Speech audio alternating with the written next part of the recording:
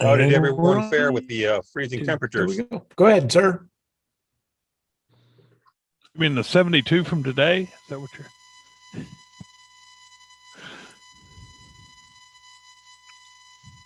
Who was that?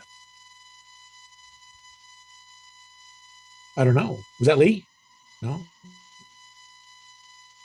Who asked about the freezing temperatures? It's a ghost. I heard it too. I did. Oh, Lee. Okay. You were chopping in and out, or acting or siloning. Say again about freezing temperatures. Over. I was just wanting to know how everybody made out with the freezing temperatures. We were without water for, a week or so.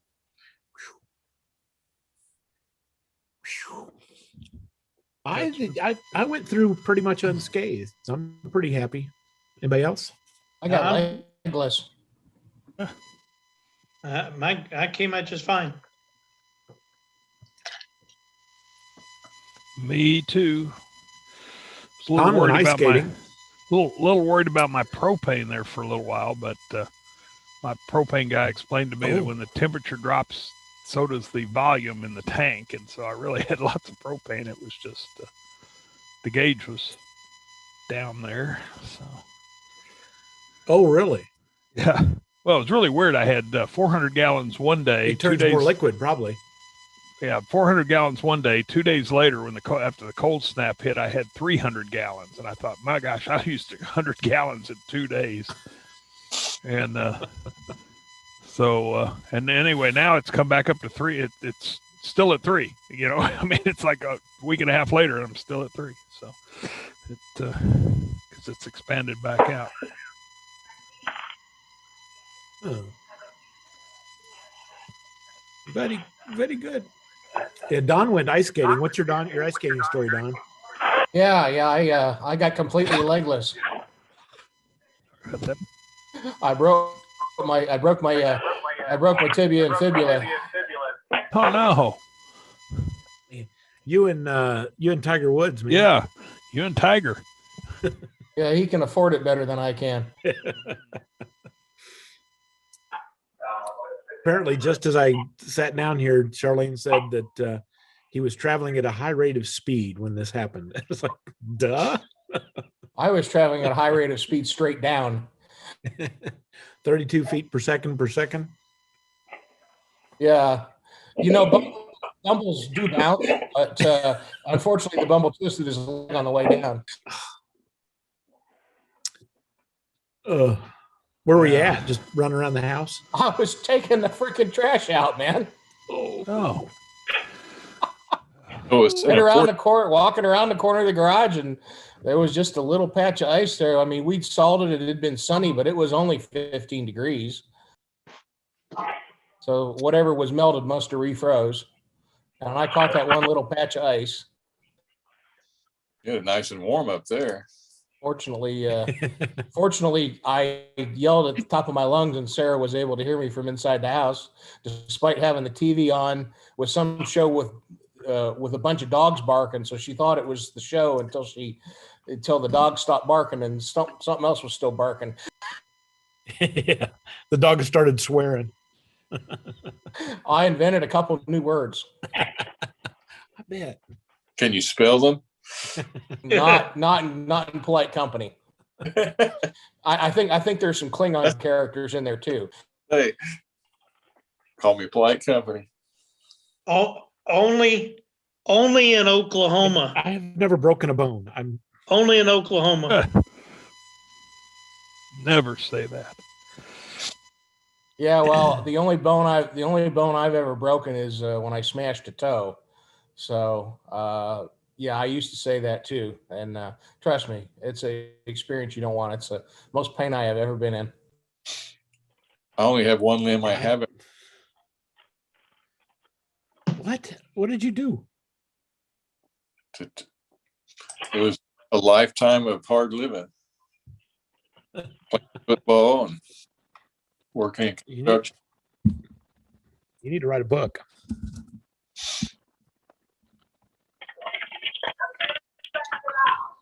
What you do? Well, there's Steve Vince. How's Steve Vince doing? Real good, real good. Good. I bet I'm muted, aren't I? Nope, you're not. No, We're you're talking fine. to you. We're talking to you. We're hearing you. Awesome. We're hearing you. I heard the story about the broken leg. A year ago, I did something similar. I dislocated my hip in the front of my motorhome.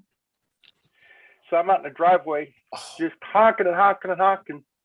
My wife thought it was on TV, so she took her 10 minutes to get out there. Yeah, well, fortunately, mine only took about 3, but I was yelling loud enough. I'm surprised 4 of the neighbors didn't show up.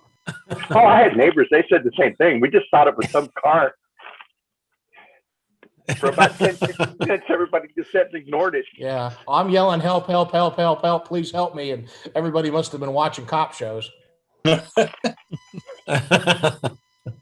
You should have Did the cried. SOS on the horn. That still didn't work. Well, I couldn't get to a horn. I was flat on my butt. Yeah, Sarah's got a license, so she'd know what that meant. Oh, man, that's Sam, no good. There's Billy Baker sitting next to him. How's Hey. Billy Baker? Hi. I'm just here for the pizza. bring the refreshments. Oh, that sounds good. I haven't. So I I didn't thought have it any was ice dinner cream. yet. Ooh. That sounds good too. Yeah, I've been That wanting sounds me some good, too. pizza. I think we're going to have to get some tomorrow. There you go. Guy with a broken leg gets absolutely anything he wants to eat. Oh, yeah, well, unless Sarah has to fix it. I'm already putting her out enough. Yeah.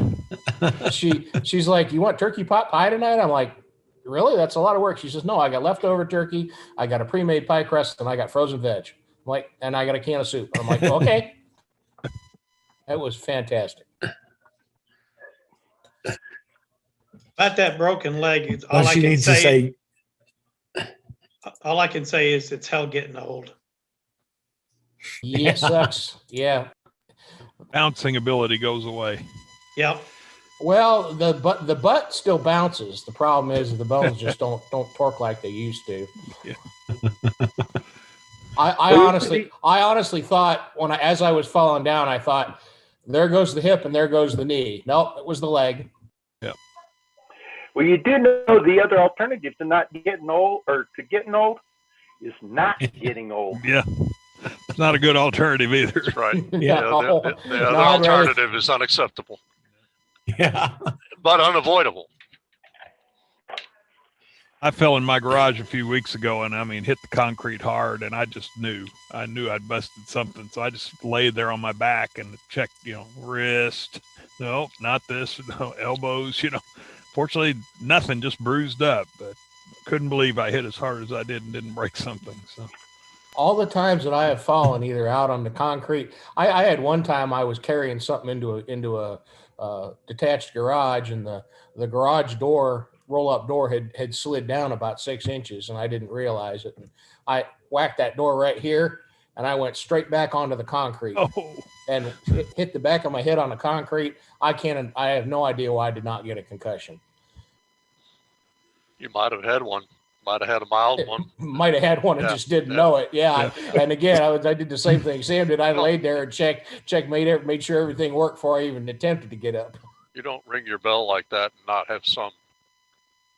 Well, that Damage. may explain a few things. Yeah. Don, I did the exact same thing when I was, 16, 17, but I landed backwards in a puddle and I put my hand on the back of my head and I felt the water in my hair and I just knew it was blood. I started screaming. I ran out. I'm bleeding. And the family was like, no, you're not. You're wet. 20 years of working on a linear accelerator that was 1 inch shorter than I was tall. Standing up under the radiation head multiple times has me 1 inch shorter than I used to be. Multiple And Lee, cracks. that's a good looking caboose in your background there, Lee. Is that in your backyard? I wished I hadn't heard that. Well, just look, it's a beautiful Santa Fe caboose. Man. I think I'm gonna have to document that one. No, You're- actually, that Are- one is in Missouri, near my sister's house, At her house? near her house. Oh, okay. There used to be a place out here on the expressway out past Piedmont that had 2 cabooses that they actually had made into a B&B, and then some of the tornadoes blew them over on their side, and they got rid of them, but they turned them into little B&B rooms. Yeah, that's a shame they went away. Yeah, it was really neat. I don't think they like scrapped them, but I think they decided they. It's weird how the storms track around about Piedmont and more. I mean, I don't know how many times I had one go over my house when we lived at County Line at 87th, and it landed at Rockwell and Northwest Highway. Just little ropey guy went down and got the storage unit behind that's the one that went across Frontier City. Oh, I remember that. Anyway, it was up and down. What year was that? Oh Lord, I don't even remember. It's been 20 years or more. Okay, that's probably. I think that was while I was still there. Yeah, I think you probably was. Yeah, it spun cars around in the Right. parking lot at Yeah, I Frontier left City, in but didn't hurt 98. anybody. That was amazing. Yeah, they thought it was a ride. Probably Frontier- better than any of the rides at Frontier City. Frontier City is probably going to charge them for it. We had I had a coworker whose wife was with the weather down at OU. Dan Schneider, Jean Schneider, and she worked weather at OU for a number of years. It's been quite a few years ago now, but she was going up to Colorado Springs to buy time on the Cray to run her models, her atmospheric models. And we got her on the phone when that storm went over, and she's looking at the real stuff going, get out of the front yard and get your heads down. That's a real deal. And anyway, but it skipped right over my daughter's apartment and then went across Lake Hefner. But yeah, they tend to track over that way a little bit too. Thankfully, mostly the little ones. Yep. Well, Jarod was looking at buying a radio. Jarod, did we get you figured out? Have you bought one? You got it all expended and showed up yet? No, I decided for my satellite stuff that I want to do. I've got this Kenwood TS2000. I might as well put it to use, and I think I'm just gonna build myself a little box to put it in and take it with me, and put a rig runner in it and all that good stuff, so I can run off a battery and or AC, and just build a little box for it. So it's completely portable if I want to do satellite stuff or whatever, operate in the field or anything like that. So kind of just build I hate to use the term like go box, because I feel like that thing gets thrown around a lot right now, or it's a very hot topic right now. And that's not necessarily really what I want it for. I just want it for essentially just portable operation purposes, but That's a go box. Yeah. Oh, go box is a good term. Yeah. But yeah, I'm going to throw a signal link in it so I can do digital stuff and get a little speaker. And if you paint it with camouflage paint, then that puts you over the edge. Okay. That's what blaze orange. There's nothing wrong with camo paint. That's less likely that somebody's going to see it if you park it in the weeds and steal it. Yeah. But yeah, I think I'm gonna get a little 19-inch deep Gator box. I'm sure you guys know what I'm talking about. Yep. And put a little rig runner in it, put a tuner in it, put a signal link in it, call it good. Hopefully I'll have it ready for field day this year. Oh, good. Everybody that I've never run a 2000, but their TS2000, but everybody that has one seems to be very happy with it. Yeah, it's so convenient to just have everything, including, satellite. It has like a satellite mode in the radio, and it's so convenient to have. The only real issue with it is the thing is a brick. It is not light at all. You're young. Yeah, it's fine. I think I looked it up, and I think it weighs like 19 pounds, 18 or 19 pounds, depending on which version you have. Oof. Well, it's not going to blow away out on a windy day. It'll be there. It is not. What does the 2000 have a power supply built in? Is that why it's that heavy? No, it's just heavy. Okay.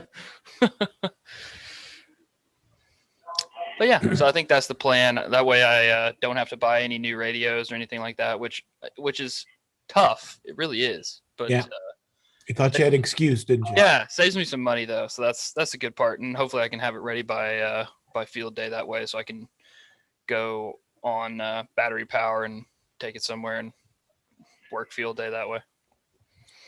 Are we going to be able to have a real live field day, or is it going to be? We are virtual? planning for a real live field day. We may have to scale it back depending on stuff, but we're going to make the plans as if we are. And last year we did a full blown field day at the fire station, and we just had minimal people staffing it. And now it's just a matter of, are we going to do food? Maybe not. That's how we're going to moderate it. But the goal is to do the same thing. CW data. I saw Randy on here somewhere. Randy, you good for? He's hiding. He's going somewhere else.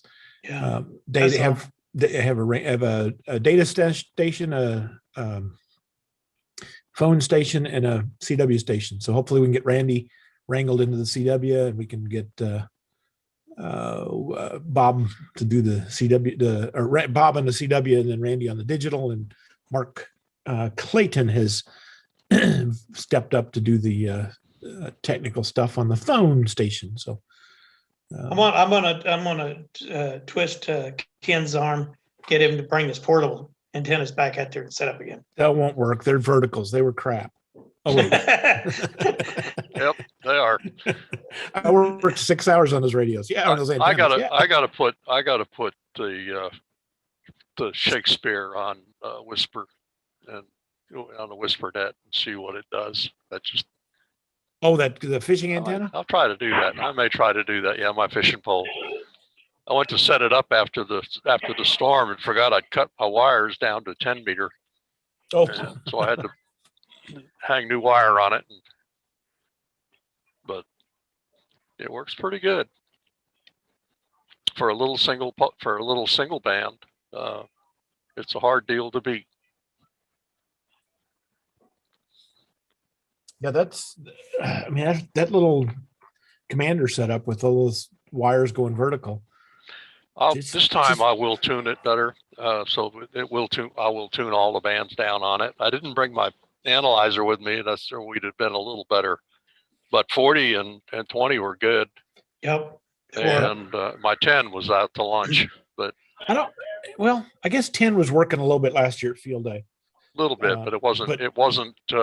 It was tunable, but it wasn't ideal. But anyway, I'll have all of the. I'll probably put all the bands on it this year. It'll probably be 40 through 10. What did you have on the 20-foot last year? That was a 20 meter. Oh, okay. Yeah. I wanted to switch over and see how it compared last year, but it was so windy that I just laid it down and we hung on. Yeah. Well, the 32-foot will suffice for all we want to do with it. Oh yeah, it'll work good. So Mark, what are you thinking on a radio? I don't know.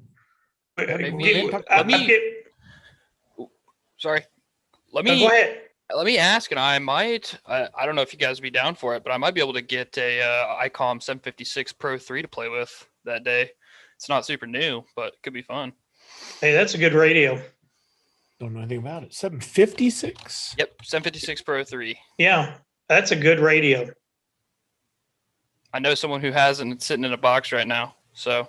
Oh, well, we need to exercise that. That's what we did with Carl's 73. No, we did 3 or 4 radios last year.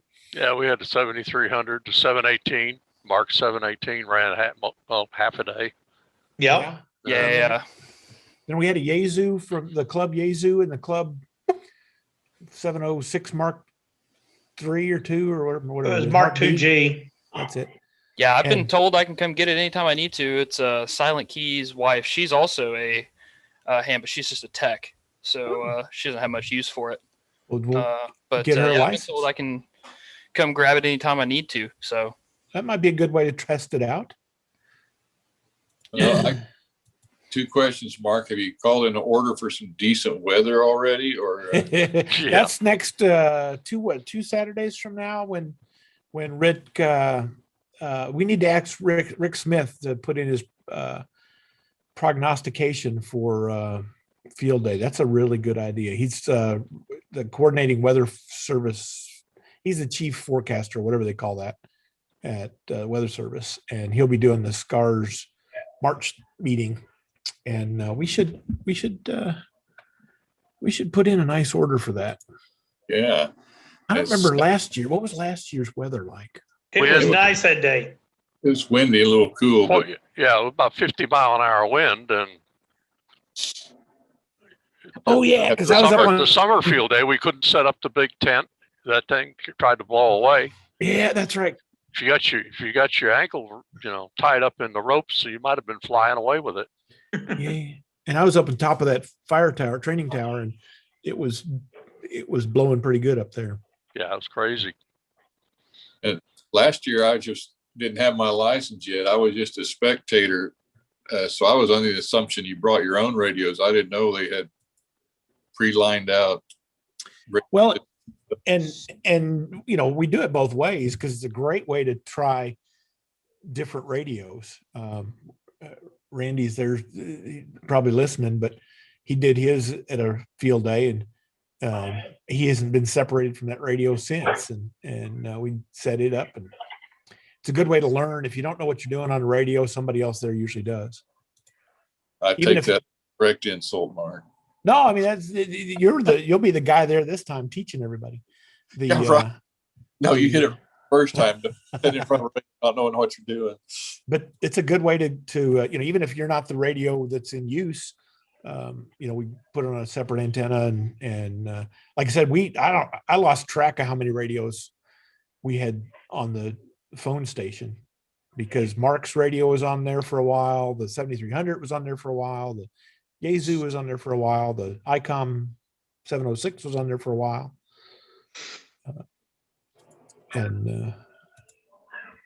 There's Randy. He's back. He's back. Randy, are you going to be Mr. Digital at Field Day this year, sir? It looks like he's nodding yes. It looks like he's nodding yes. No, you're nothing at all. I have to work Saturdays. Oh, you can come night or Sunday. After working out there on a Saturday night, no. Yeah. Well, who's going to bring Riley? Riley can monitor from home. There's no fun in that. Yeah, I've got to work Saturdays now. So. Oh, okay. And Sunday. I'm there from 2 to 10. It's hell being the new guy, isn't it?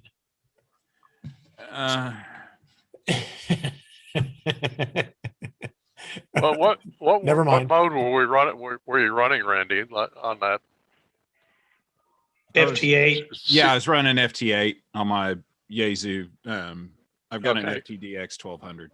Are they going to do FT8 again, or are they going to do like winter field day? Cut that out, but yeah, summer field days they usually carry it, but on winter field day they don't count it. And from what I was told, that nothing changed in AWRL rules. Okay, so FT8 will be all digital. Will be there. Yeah, I know you and I looked that up last year because it wasn't clear, and but I was told this year that nothing. The only thing that changed was that if you were working from home to support a club station, like all our 15 people did that helped us, they were limiting those to 150 watts. So the Heralds couldn't go out there and just hammer them from from home with 1500 watts. But yeah, they had, I think it was 10,000 entries, and usually a big year was like 3,500 or 3,800 on a big year. And with all the people working from home, it was just huge. Huge. That with a Y? Huge? Huge, yes. I was trying to figure out what was with a Y. Huge. Y-U-U-G-E. That's what it's pronounced as a Y. Yes. LL, right? That's Spanish. It was no, that worked out pretty well. Okay, so Randy's out for digital. So we need to find us a digital king. I'll give it some thought on the digital. Oh, yeah, that's a good idea. I know a good station that was working last year. 718. It worked out real nice out there.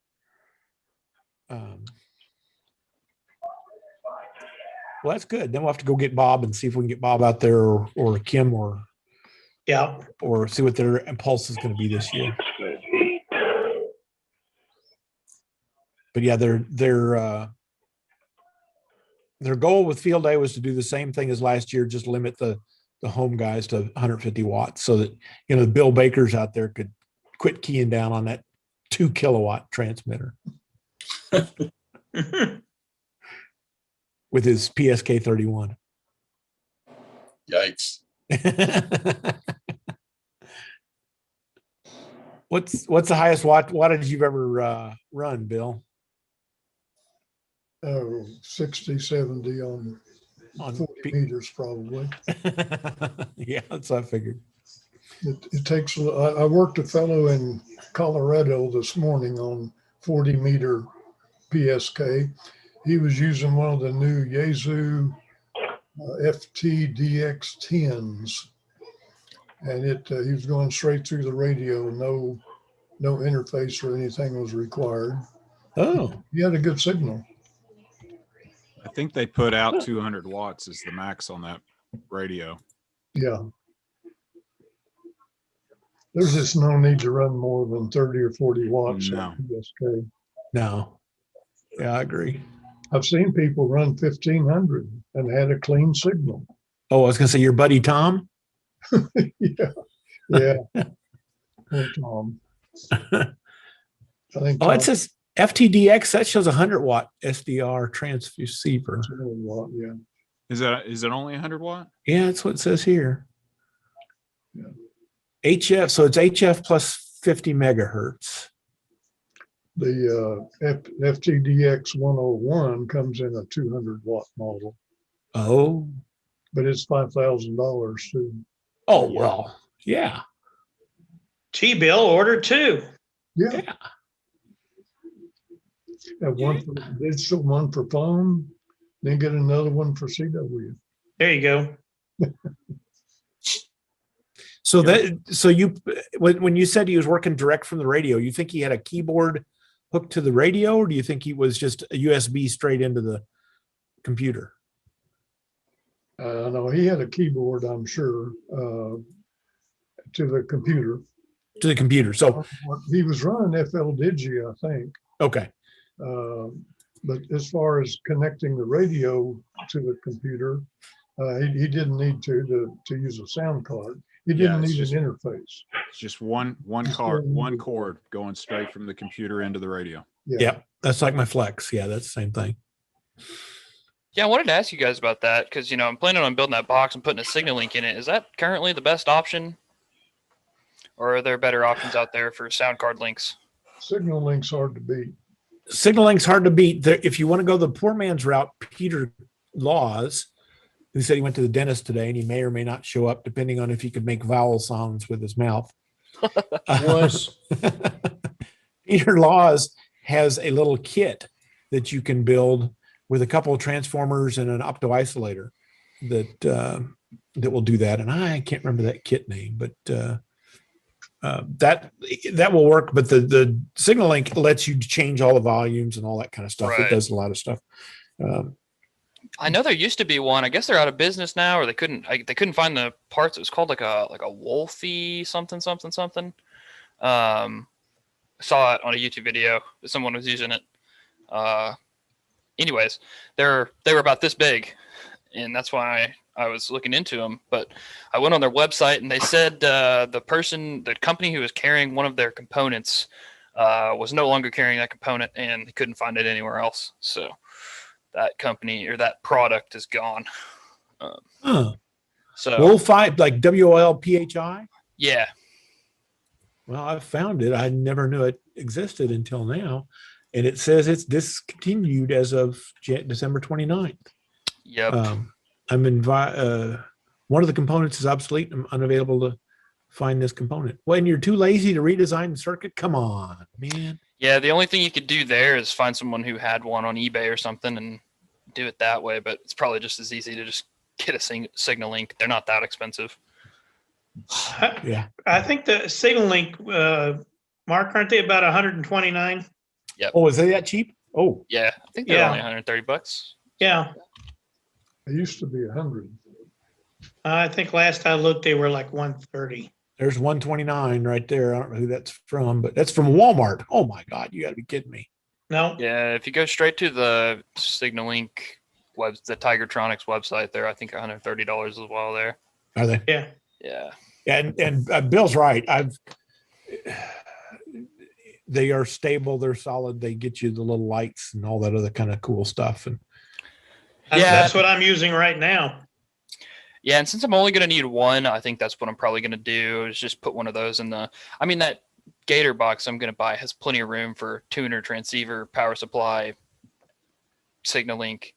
I'm going to get a little 4-unit one instead of a lot of people use the 6 units, but I think I'm just going to get a 4-unit. I don't need a whole lot of space. Somebody record this because That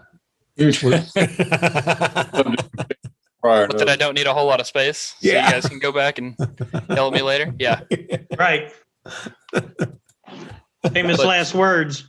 Yeah. Well, the good thing is the radio that I'm choosing to put in it can do everything that I would ever want it to do. So And I'm going to buy one antenna. What's that? And I'm only going to buy one antenna. Yeah, I actually think I'm going to run, at least for this field day, I think I'm going to run what's the brand? Let me find it for you. The Palomar Engineers InFed 9-to-1 with a 9-to-1 on it. You can get it. I think it's like $130, and it comes with an RF choke and the transformer, and you can choose your length of wire. I think it's like 71 or 93 feet. I can't remember. 92 feet maybe. Yeah, that sounds about right for an NFED. Yeah, so I think I'm going to run that, and they promise that an internal antenna tuner can handle their InFed without having to have an external tuner. Well, I'll find out for sure. We'll test that out and see if their word is true there. But yeah, those usually do. The big thing, and I think they do come with a good counterpoise wire. That's what I'm looking up. Yeah. Does it come with one?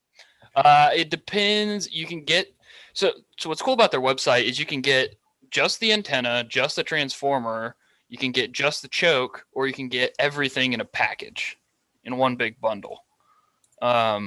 Which is what I plan to do. I think it's $130 and you get everything, maybe more depending on it depends on the power output that you're wanting to put through it. I think the cheap one is a 500 watt, rated up to 500 watts PEP. So you're not going to go over that. No. So, but they do have a 1500 watt version. Well, of course. Anyone looking for them, but for Harold, yeah.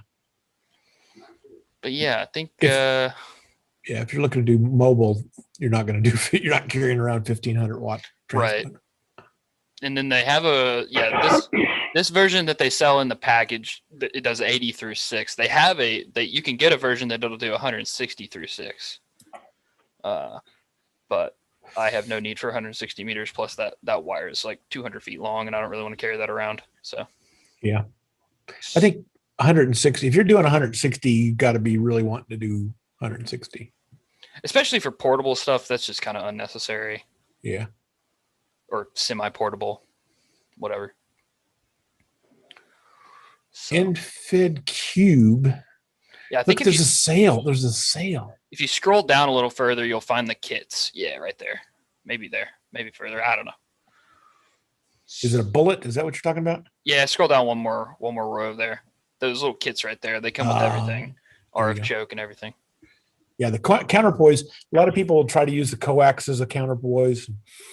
This one doesn't come with counterpoise, I don't think. But they sell a counterpoise wire, but I mean, it's just a piece of wire. So It's just a do piece what of you wire. wish. Do they recommend you run the counterpoise more or less under the wire antenna?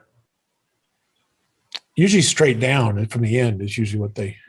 Either that. Oh, okay. Depends on where you put it at. It depends on where you put the actual antenna connector at. Because if you put the antenna connector low, usually they have just a contact point on the antenna connector where the counterpoise can attach.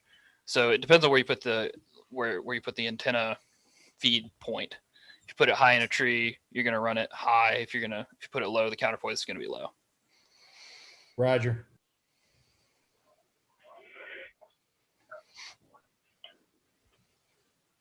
Yeah, we used for a long time. We used NFED, just that exact same thing, a home brew on CW system, and it worked out well.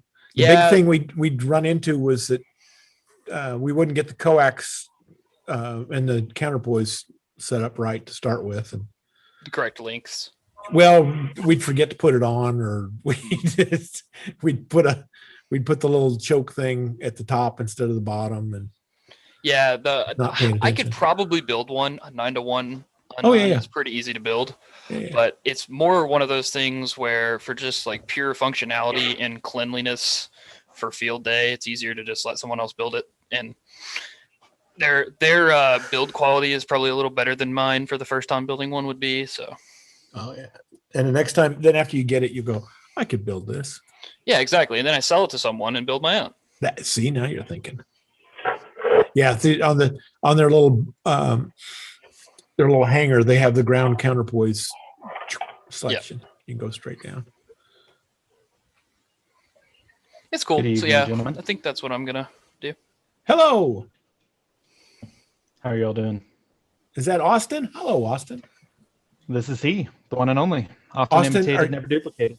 There you go. Where are you from? I'm in Oklahoma City at the minute. All right. Welcome. Didn't see you slide in. Welcome. Are you always in Oklahoma City? Or are you just passing through? Or I'm nomadic, so kind of all over the place. Okay.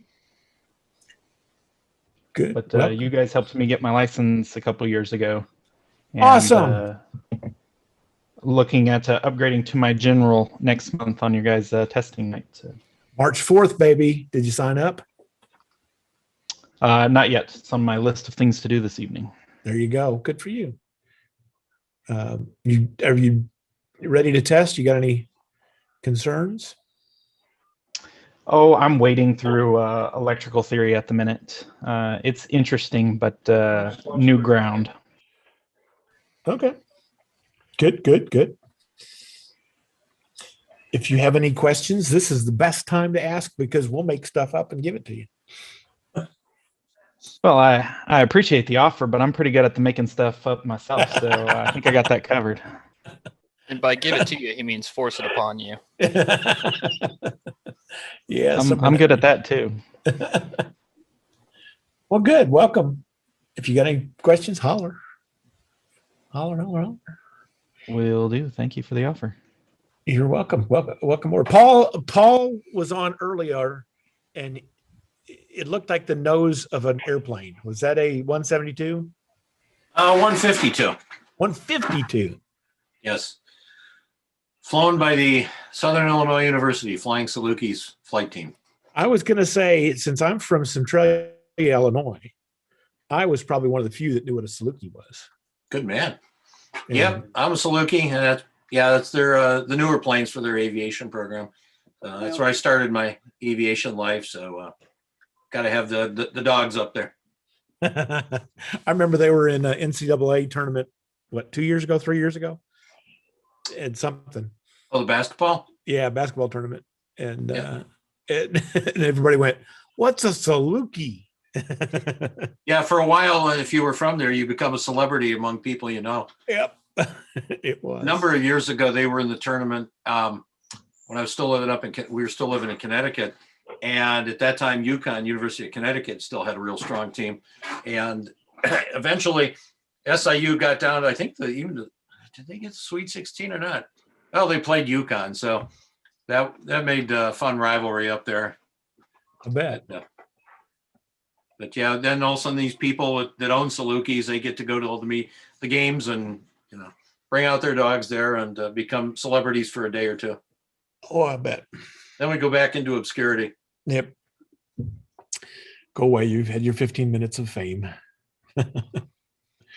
Well, that's why I saw the plane. It had to be a plane and it had to be Salukis. I thought that's kind of odd. And yes, I would know where Centralia is. So. Did you? Good. Yeah, we have a farm still in Hoyleton. If you remember where Hoyleton is, or Irvington. Irvington is one of the southern suburbs of Centralia, if that tells you right. A suburb of Centralia. Okay. Yeah. Such as it is. Yes, that it is. That Yeah. it is. I'm sorry I missed it. I had a family phone call I had to take, and then it looked like I got in the tail end. You were talking about end-fed antenna, so Yeah. that may be my next thing, but I'm about ready to give up on putting an antenna outside with my situation. I'm too On much. coax? Every time I find a spot, it's like, okay, then I start reading about more things like, yeah, well, if you got coax coming in the house, you're supposed to have this grounding, and how do you do that? And now unless I can build a house around a ham shack and design it from the ground up. No, you're reading too much. That's what it is. I think I'm getting paralysis by analysis. It's exactly what it is. No, Jarod was just talking about exactly this. why I never get any HF antennas put up. Yeah. No, that's my problem. Yeah. I think, well, I got to do this. Okay, I got one simple idea, and then I'll read something somewhere. It's, oh, what about this or that? And then somebody else will, See, my attitude is I'll put up an antenna for the weekend, and if it lasts 3 or 4 months, then I'm tickled, and then I tear it down and put something else up, and everybody's happy. You don't have to worry about it. Yeah, so you're reading about, the grounding and lightning protection. I want to do things right, but at the same time, you can, you always find this one other thing that, oh, well, you have to do this, and then you get nowhere. And Yep. Well, the have tos are kind of that's kind of religion more than science. It's probably the right way to say that. Or good ideas, but Yeah. But yeah, I may end up doing the end-fed halfway, because the mounting that our old satellite dish from the dish TV, no, HughesNet. I take the dish out, but it's got this nice bracket and a nice pole on that thing. Yeah. So that'd make a lovely thing, and it'll come right into the house. I can run the coax through the attic about 25 feet to where I can have a little shack. Yeah. So that'll be easy. But then if I want to put a ground rod underneath, it's all sidewalks. I'd have to drill But into the satellite concrete. dish should have had to run to ground. I have to look to see where the wires go up back there. That's a good point. Because they are really big sticklers about that when they put those in, because it affects at the high end, affects the signal. That's a good point. I'll when I get back out there, I'll go check that. But You'll have to. yeah, so all those things. So yes, I'm running into as I just said, paralysis by analysis. Yeah. You got to get over that. Yeah, I got into that, and then somebody finally jarred me out of it, and I bought an end-fed half wave, and I've been real happy with it. For now, it's going to last me for a while. It's a little bit bi-directional, but hey, I've talked to a lot of people. So Yeah, and that's what somebody told me. I had stumbled upon somebody on QRZ.com that was an Air Force guy, and I happened to click on this bio info, and he'd been on AWACS out here at Tinker and such, and I just sent an email saying, blah, blah, blah. Well, he started talking about these and showed me his setup. I thought, well, that may work. At least get me going. Yep.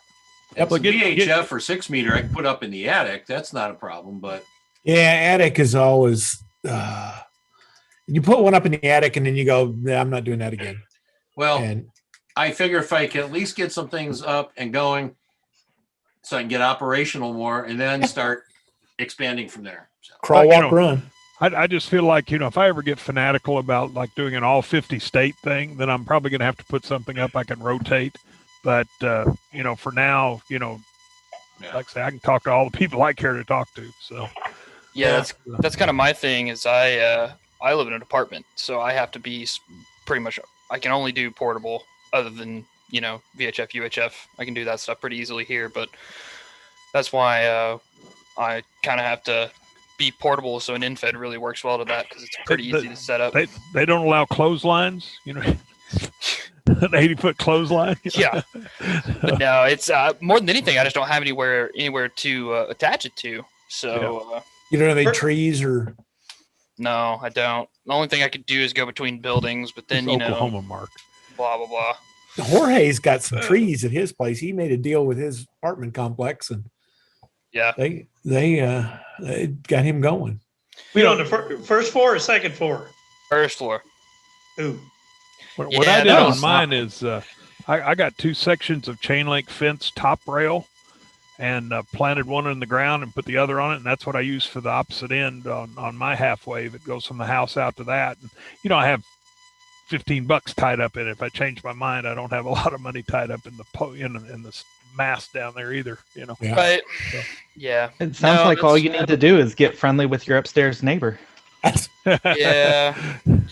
I was going to say pound on the ceiling and say, I'll quit pounding on the ceiling if you let me put an antenna up there. Yeah. But no, so yeah, that's why I'm kind of building a little go box, if you will. I'm going to put a radio in it and hook it all up that way and just make it to where I can kind of just go out. I live about 10 minutes from Lake Thunderbird, so 15, so I can just, throw an antenna in a tree somewhere and sit on a bench, and as long as the weather's good. That was going to be my next question is how are you going to keep this in the sky? Do you need a fishing pole? Yeah, I'm thinking about picking up, I either just put it in a tree, or I know I've seen some people use a pool like skimmer mast. They're pretty sturdy because they're made out of aluminum. A lot of them are. Mm-hmm. So they're pretty sturdy instead of just and they come plenty long. Yeah. A 24-foot painter's pole costs you about $40. Yeah. And that works. I ran like that for a while till I hooked one of the guy lines with my mower and wrapped it around my head, but it did good till then. But yeah, so that's kind of where I'm at, is I have to be pretty portable to do anything too major. So that's kind of where I'm at right now. Same it's thing. A pain. but yeah, so I'm hoping to move soon, but that won't help me too much.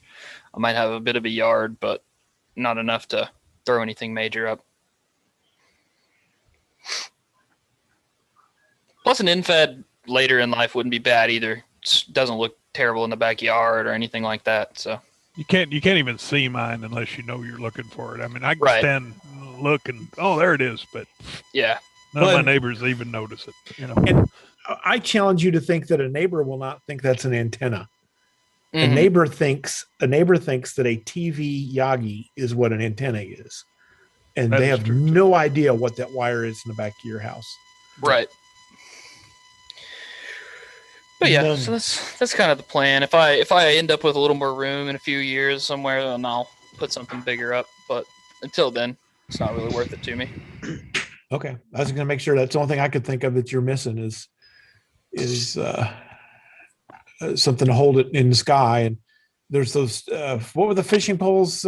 Shakespeare poles? Is that crappie fishing poles? Yeah, there you go. Yeah, I use a B&M. B&M, that's the one. Black Widow. That's it. $15. The Shakespeare Wonder Pole. And like the other, the Ex-Commander or Spider Pole, but the fishing poles are pretty effective. Yeah, that's in the 20-foot range, I think is what we figured out. Fishing poles 20 feet. Yeah. The Black Widow and the Wonder Pole. Well, you can get them in different lengths. You can get them shorter, but you can get them 20 feet. And it puts up a good little vertical for 20 meters and under, or if you want to put up a dipole 20 feet in the air, it'll get it up about 16 to 18. the tip's a little bit wiggly. Yeah, that last segment's a little bit whippy. It is a crappie pole after all. And if you want to go after that, that's the 20-foot range or 16-foot range, the 32-foot range.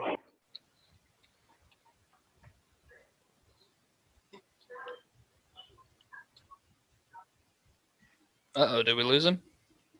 Range of that same kind. And that'll get you 32. Say what, Lyndall? Sound like you'd muted yourself for a bit. Yeah, we lost you there for a minute. Okay. Zoom is not responding. Oh, and that's great. Now we hear you. There we go. That 16-foot range works out well for the cheapy poles, and then that 32-foot range will get you the DX Commanders and the one that Dr. Hayes got. I got a 40-foot spider beam I've yet to deploy. There was a leak. Spider, that's what it was. That's what I think you got. I might just to try it out when things get a dry spot, put it.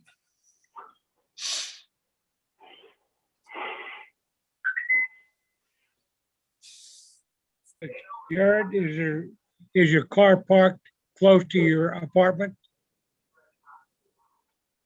Yes, it is. Give me just a second, guys. Sorry.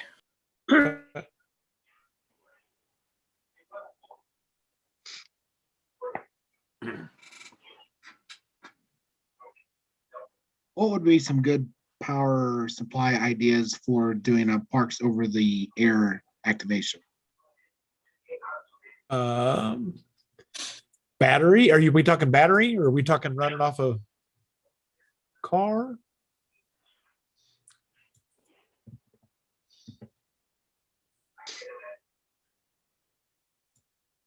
Well, it must have fritzed me out again. No, you heard No, you. we can hear you. We can hear Okay. you now. Okay. You're fine. Are you wanting to do battery or something like that for parks on the air? I'm rather partial to bicycle powered. Oh my! Well, you put a generator on there. Oh, where do And- those generators put out? Yeah, that was Jonathan. I think, asking about the parks on the air, and he just sent a message that he's having tech issues. Okay. Damn, I sent you that message. Sorry, what was the question? Oh, my vehicle is it close? Yeah, it's decently close. Yeah, I could use it probably, but it would still be kind of in the way of like a sidewalk and all that good stuff. So Okay. We knew a guy who had lived in an apartment, and he had no place for an antenna, but he put a VHF antenna on his car and would just run a coax out of his window. yeah, I can do UHF VHF pretty well from here. I have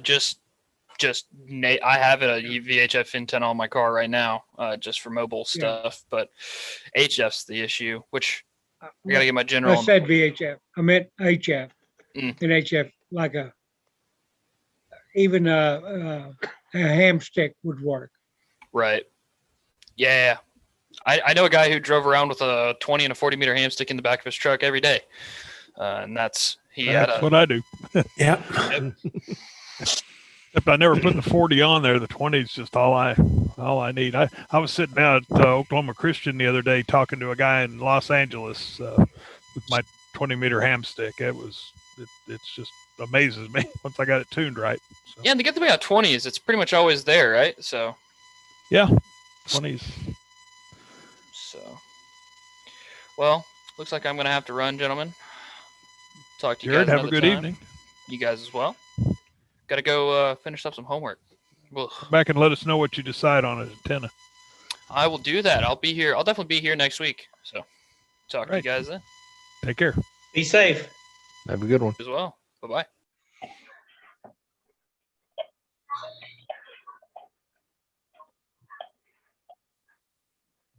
Hey, Ken. Where'd he go? There he is. Yeah, I'm here. By the way, at the moment, sir, you are the host for our event tonight. No, we lost Mark. Yeah, Mark dropped out, so he quickly switched Ken as the host. Just thought Boy, now y'all in trouble. Yeah. Well, it looks like a bright sunny day there at your house, Ken. Well, yeah, no, it kind of does look like that, doesn't it? Like a little bit of sunrise going on. That was unintentional. The garage warmed up enough you can go out there. Yeah, I'm out here again. I didn't have a heater on all day. I just finally turned one on my feet, but I bailed out and drug in a whole bunch of stuff to the living room for a while. How's Kathy? Doing good. Doing good. We got our second shots today. So. All right. She got more than that, didn't she? Yeah, well, she had her eyes worked on too. She gets shots for macular degeneration. So she's had a rough day, but she's doing better than I am. So you'll be fine. You'll be fine once the 5G chip and the tracker get all linked up. You'll be all right. I know. I'm kind of looking for a 55 Chevy narrow long bed, 6-cylinder, 3 on the tree. Wow. No tracking on that. Well, the mass of it maybe, but You can read that magnetic signature from space. I'm sure. Pretty sure. Yeah, that's what Elon Musk should have put up in orbit or wherever he sent his car. They'll be able to track your credit card charges as you fuel it up every for the gas. Yeah. every 20 feet. Oh, we got Mr. Mark back. He's back. I'm back. Yeah. We survived, amazingly. I knew you would. I wasn't worried about that. I just finally killed Zoom. It wasn't behaving well. I don't know what the story is. But Jonathan came back with the rest of his question. What was my mic isn't working, so I will type. I'm looking for either a battery or some sort of setup that I can use to activate a few parks over the air activations during the weekend, and was wondering what you guys thought. What rig are you using? Is he backpacking? No, what rig are you using? What's your setup for Parks on the Air? That's what we're waiting for a chat back. Oh. Hey Ken, while we're waiting, what band did you get that little QRP radio in? I got it in 40. I got it in 40, and I'm thinking about ordering a mini in 20 because I'm more likely to go out in daytime if I'm going to go out to play with it and go on a campground. But 40 works most all day too. Well, I think my brother-in-law and I, we may go together and order a couple of them. And 40 will get you further into the evening. Yeah. And it's a little bit easier to wind some of the toroids and the bandpass filter and so forth. What radio is this? Actually, it isn't. 20 is it's a QCX. 20 is probably as easy, I guess. But you start getting down to 80 meter, there's more wire on some of those toroids, and it gets to be more of a challenge. Kit from QRP Labs. Yeah. QRP Labs QCX. QCX plus QCX Mini. I gotcha. I just put in an order for the Midnight Technologies phaser in 40. That might be fun. Might have to look. How much is that? Is that a kit? You can get it as no, they put it together for you. But it's a digital mode only, and if you get the case and shipping and everything, it was $100. That's still not bad. Well, yeah, that's what the one is. If you buy it assembled, we were talking about QRP Labs is $100 if you have them. 10-week lead right now on that. But it's a straight CW or Whisper box, so it doesn't do digital, so it's not a sideband. That could be a consideration. With digital, that's a different world. Yeah. But still sounds like it'd be fun. What's the company again? Midnight MidnightDesignSolutions.com. I'm dropping the link in the chat. Oh, okay.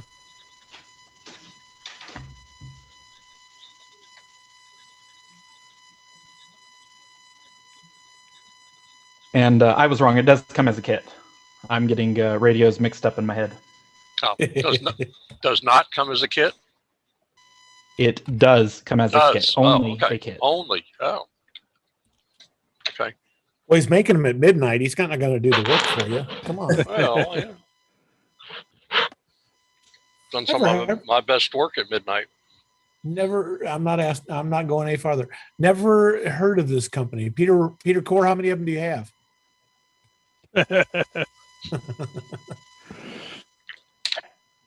So yeah, they're not amazingly flexible. They're pretty much only designed to very narrow digital stuff, but that suits my interests, and they were relatively cheap for me to play with. Well, you get a lot. You get a lot of potential range at very low power with that. That's pretty impressive. And it makes it easier. Really. Yeah. It makes it easier to run from my trailer while I'm moving around too. Ah. And what band? Is it multi-band or single band? Single band. You choose which one you want whenever you go to order. Okay. I did 40. That's hard to. It's hard to go wrong on 40. What's the monetary damage on this? I don't see that. So I paid $100 for the kit. It's all the way at the bottom of the page if you actually select the phaser. So back at the top. Got it. So you actually select the radio, and then it's all the way at the bottom. Oh, okay. And it's $65 for the kit, $25 for the enclosure plus shipping. I paid just a straight up $100 for everything. Wow, that's pretty good. Look at that too. Never heard of that. I can go home now. I got something new. So it's digital only. There's no, there's no. It's just a USB out. That's a cool way to do it. No, it's got audio in and out. Audio. It's got audio in and out. And how do you set frequency? Because it's digital only, it's a single frequency, and then you can use the audio to bend it to the left or right a little bit. But there's no adjustability. Will that work to get you from whisper to all that stuff they say it does?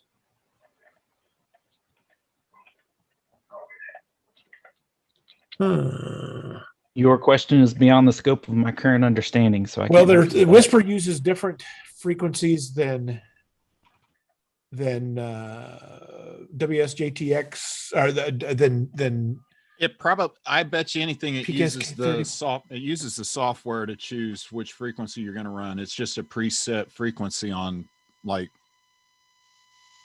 when you're running for but they don't FT8. show a connection, digital connection between the box and the PC.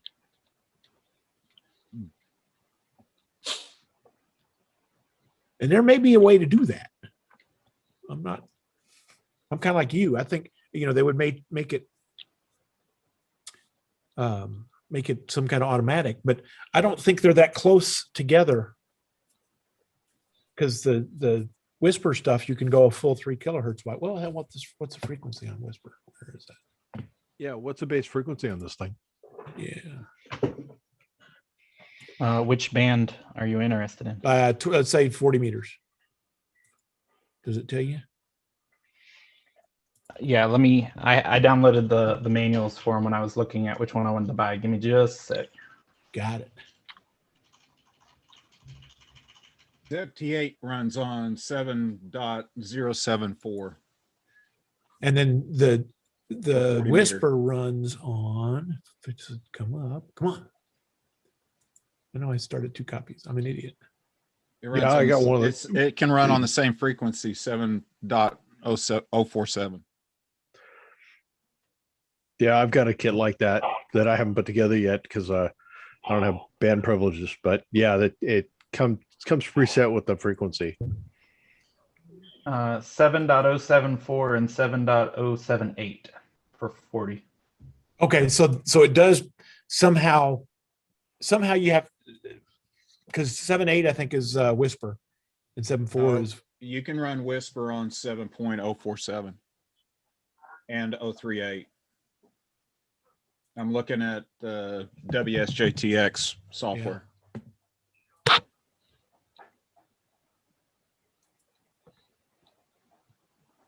Come on, show it to me. I know this. I don't have the phone. I don't have the radio on. Come on. There we go. Does it claim Whisper capability? Yeah. Does it really? I haven't thought- read through it yet. I thought I saw that on there. It's talking about all the modes. It says Yeah, it does PK. it says it. Yeah. Yeah, It says PSK Whisper on there. 31, JTX, JT65, Whisper. So it On must have 40 some on 40 meter- flexibility. Yeah, on 40 meters, they're showing 7.4047 for all of them. All the same deal.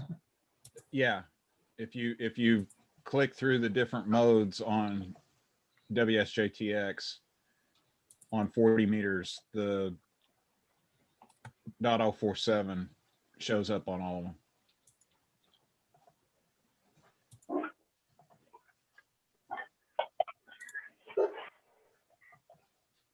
And that's pretty much the common.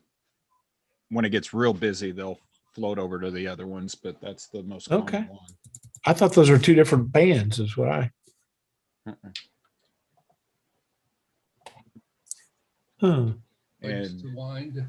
JT, JT9, JT65. Yeah, the 7.047 is consistent on all of them. Oh, this is Dave Benson from Small Wonder Labs. Is this the guy who's doing this? Cool.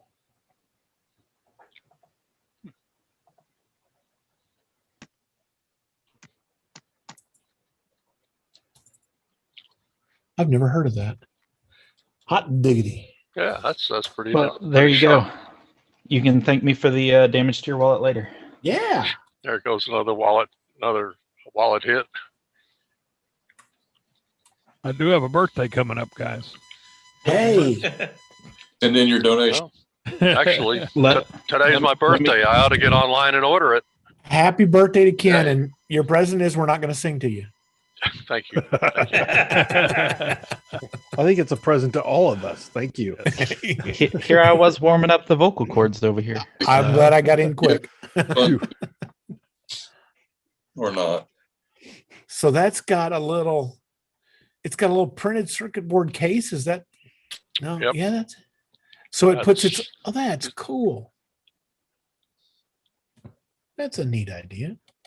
Yeah, that's a pretty cool idea. With there's several of them out there like that too.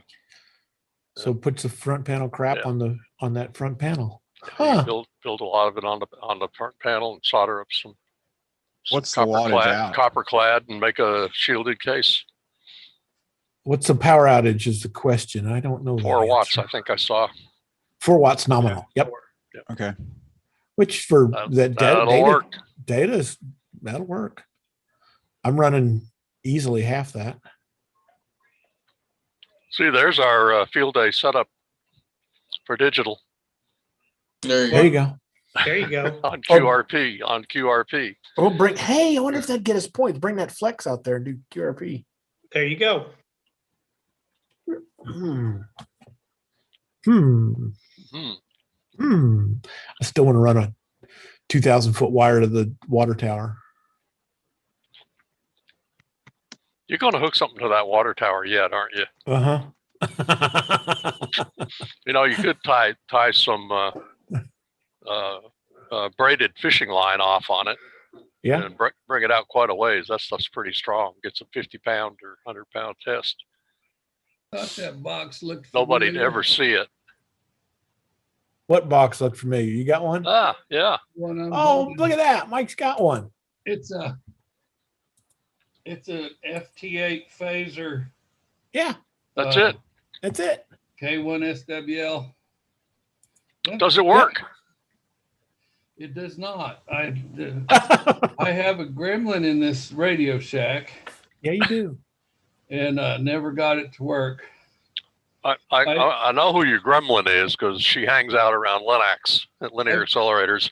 It's Mother Murphy. It's Murphy's mom. She never taught him everything she knew. I built it in January. Oh, look at that. And it was the 187th kit he sold. That's why I put the 187 on the bottom. What doesn't it do? It doesn't do anything, doesn't receive, doesn't do anything. I need to tinker with it some. Yeah, you do. And right on top of it was, no, that's the wrong box. I don't know where that other one got off to. Anyway, it's similar to this one. Some of you guys might. Oh, I don't recognize it. Well, this is actually. Name that box. Name that box. Yeah, there you go. This is actually. Didn't know they'd be pissed. A Pi 4 plus a fan and something else I can't remember goes in there. It's not a radio. I didn't unmute. I guessed Raspberry Pi. I recognize those port cutouts on the side of it. Yeah. Oh yeah. While I have you on what is wrong with the DMR repeater? Today, absolutely nothing. This morning, the internet connection was FUBAR. OU's power outage is screwed up. It is now fixed back to normal. Okay, because it was before noon. 150. Yep, 152 is when we got it working. Okay. Yep.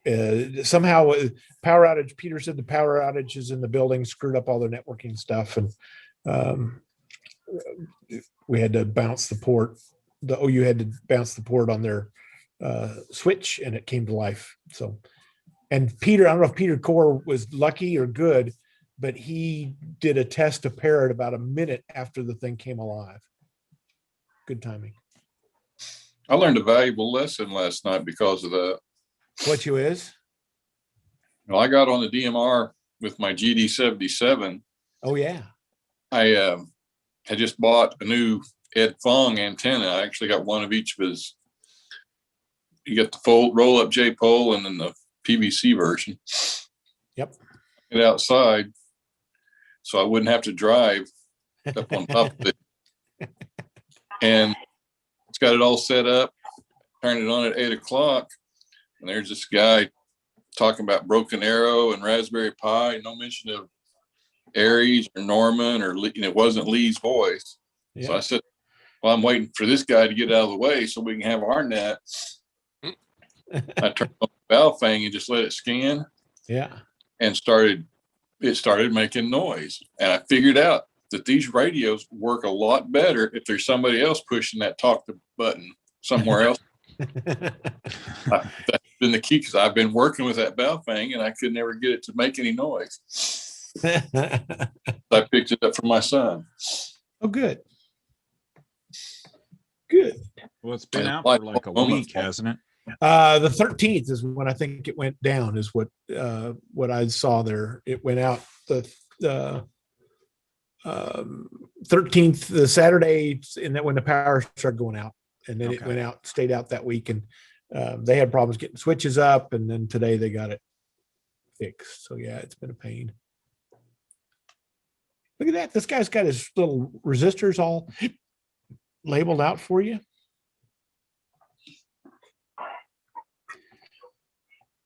That's a cool looking little kit. Yeah, you might have to. I think we need a half a dozen of those scattered around. I think we're gonna have to figure one of those out.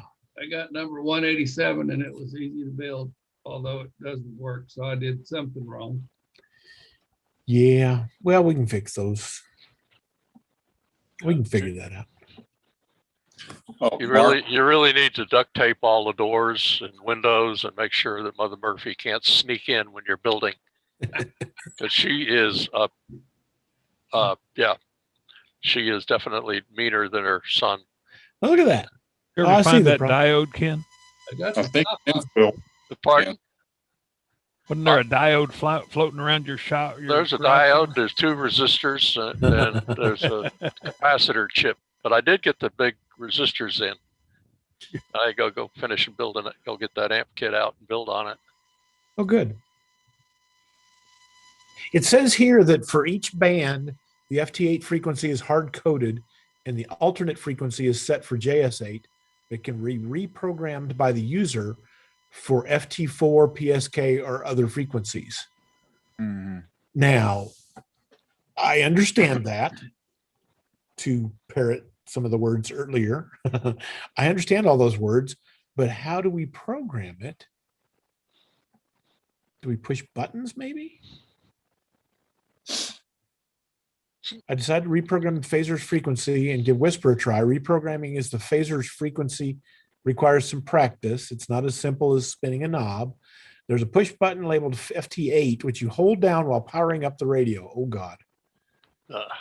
When you release it, the FT8 blinks twice to let you know you're in programming mode. Then you have to use the Alt and FT8 buttons to enter the frequency by sending Morse code. Oh my All gosh. right, yeah. Oh, you gotta be kidding me. What could go wrong? I see where it's screwed up there, Mike. I think Never designed. Hey, that's doable. I think I know where you went wrong. Yeah, it's doable. Who would think of that? Oh my God. Send dits and DAs. No, the FT8 is dits and the alt button is DAs. The odds of making mistakes are very high. Yeah. You think? Yeah. I needed several tries before I finally achieved success. No matter how badly you mess it up, though, rest assured the pre-programmed frequency will remain undisturbed. That's crazy. Patch out the those two switches to a paddle, and at least it would be a did on the left and a DA on the right. You could probably program it much easier. Yeah. Oh, that's crazy nuts. I think that's kind of clever. Yeah, it is. It's like, who would think of that?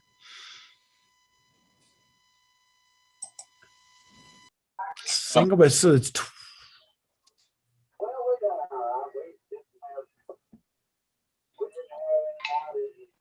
Mark, quick while I'm remembering before I get any older. On the paperwork came with those Ed Fong. He says he's happy to do presentations. Oh, via Zoom or Skype. That's a good idea. I didn't, being fairly new, I don't know if y'all had done that in the past or not, but I thought I'd throw it out there. No, he seems like an interesting guy too, and that's a good idea. I'll tell Wayne, and that would be a good idea. I did I'm helping Dr. Hayes do the capstone class at OU. They're doing balloons out at the OU, so we're gonna put some balloons in the air. And I got Tom Medlin, W5KUB, to join us last night on a Zoom call. And that was a lot of fun having him on there talking to the students, and he's put in, I think, 15 or 20 balloons around the out in the atmosphere, and he was neat to talk to there. Well, I've talked to Mr. Fong actually because I had some questions. Sent an email and he called me to get clarification. And it seemed like a really nice guy, very sharp. But and the reason I actually went with it, I checked, as I always do, reviews, and EHAM gave his antennas top-notch reviews. It's been written up in QTH and stuff, or QST, excuse me. But part of my decision was because it's his students that actually put them together. Yep. And he checks them and tunes them before he backs them and sends them off. And so that money doesn't go into his wallet. It goes towards the students. So I thought that was pretty cool. Yeah, that is. And that whole thought, that whole process to me made a lot of sense, that the students learn about how the radio works, how the antennas are supposed to be designed and built, and then they go through and build them. And Ed Hatch has had one forever, and worked out great. He's got it put on his drain vent pipe. Just clamped to the drain vent pipe at the house. Well, I just hung mine. I'm in an Just like- apartment downstairs, and I just hung it from the deck above me, so it's just a couple of feet off the ground. Oh, that's a good idea. And I was able to hit the Oklahoma City downtown tower to do my DMR stuff last night and listen to it again this morning. Good. So I was gonna say, And do you need to test something today, or are you good tonight? You me? Yeah. No, I don't have it with. I'm at my office. Oh, okay. But I've got the other. I want to, like I said, I've got this tall mast. I want to put. Well, actually, I planned on putting the other one up on my Black Widow mast, crappie mast. Oh yeah, that's a good idea. Just tape it up on top of that. Or for my HF stuff. So. That's a good idea. Because it's pretty light. But I was surprised the roll up is completely different from the one that you put in a PVC pipe. Uh-huh. I thought similar, just one has caps on it, you put in a pipe. So, but it's not. They're different. Yep. Those are good antennas. I've never had any problems with his stuff, and I think if I remember right, he warranties it for life. That if you send it back, they'll keep sending it back or something like that. Right. He specifically says in the instructions. Yep, the one it is. He said, don't put glue on it because if something happens, you can send it back to us. If it's glued up, they're not going to take it. You'd have to bust it. Yep, just return it. We'll either repair it or send you a new one. Right. I'm late to the party. Is Don Byrer dead? Oh no, okay. He moved. All right. I'm just chilling. All right. Oh, Peter. Okay. Well, he was motionless. I couldn't tell if he was breathing or not. Do you know his story? Do I know his story? The Don Byrer story? Oh yeah, he is late to the party. Yeah, I am. Well, I got legless over the weekend. What happened? I slipped on the ice and broke my tib and fib. Oh. Oh man, I'm sorry. Yeah. I'm not sure if that's probably not as bad as a femur, but it's no bueno. Did they need to do anything, or they just set it, or? No, they drilled out the tibia and put a rod down it, so it's probably now resonant on 2 meters. Yeah, new antenna. Wow. So that's good. Woohoo. Oh, so you did need surgery? Oh man. He said that once a tibia is lined up, they were both clean breaks, so the fibula should heal itself. So yeah, I'm sitting here and I just had dinner before the Zoom call, and I just had a pain pill, so I'm just kind of chilling, but I'm listening. Okay, I was wondering if that was fair. going to come out. That's fair. Nobody wants. Yeah, no, bad. Zoom in on codeine. Yeah. What could possibly go wrong?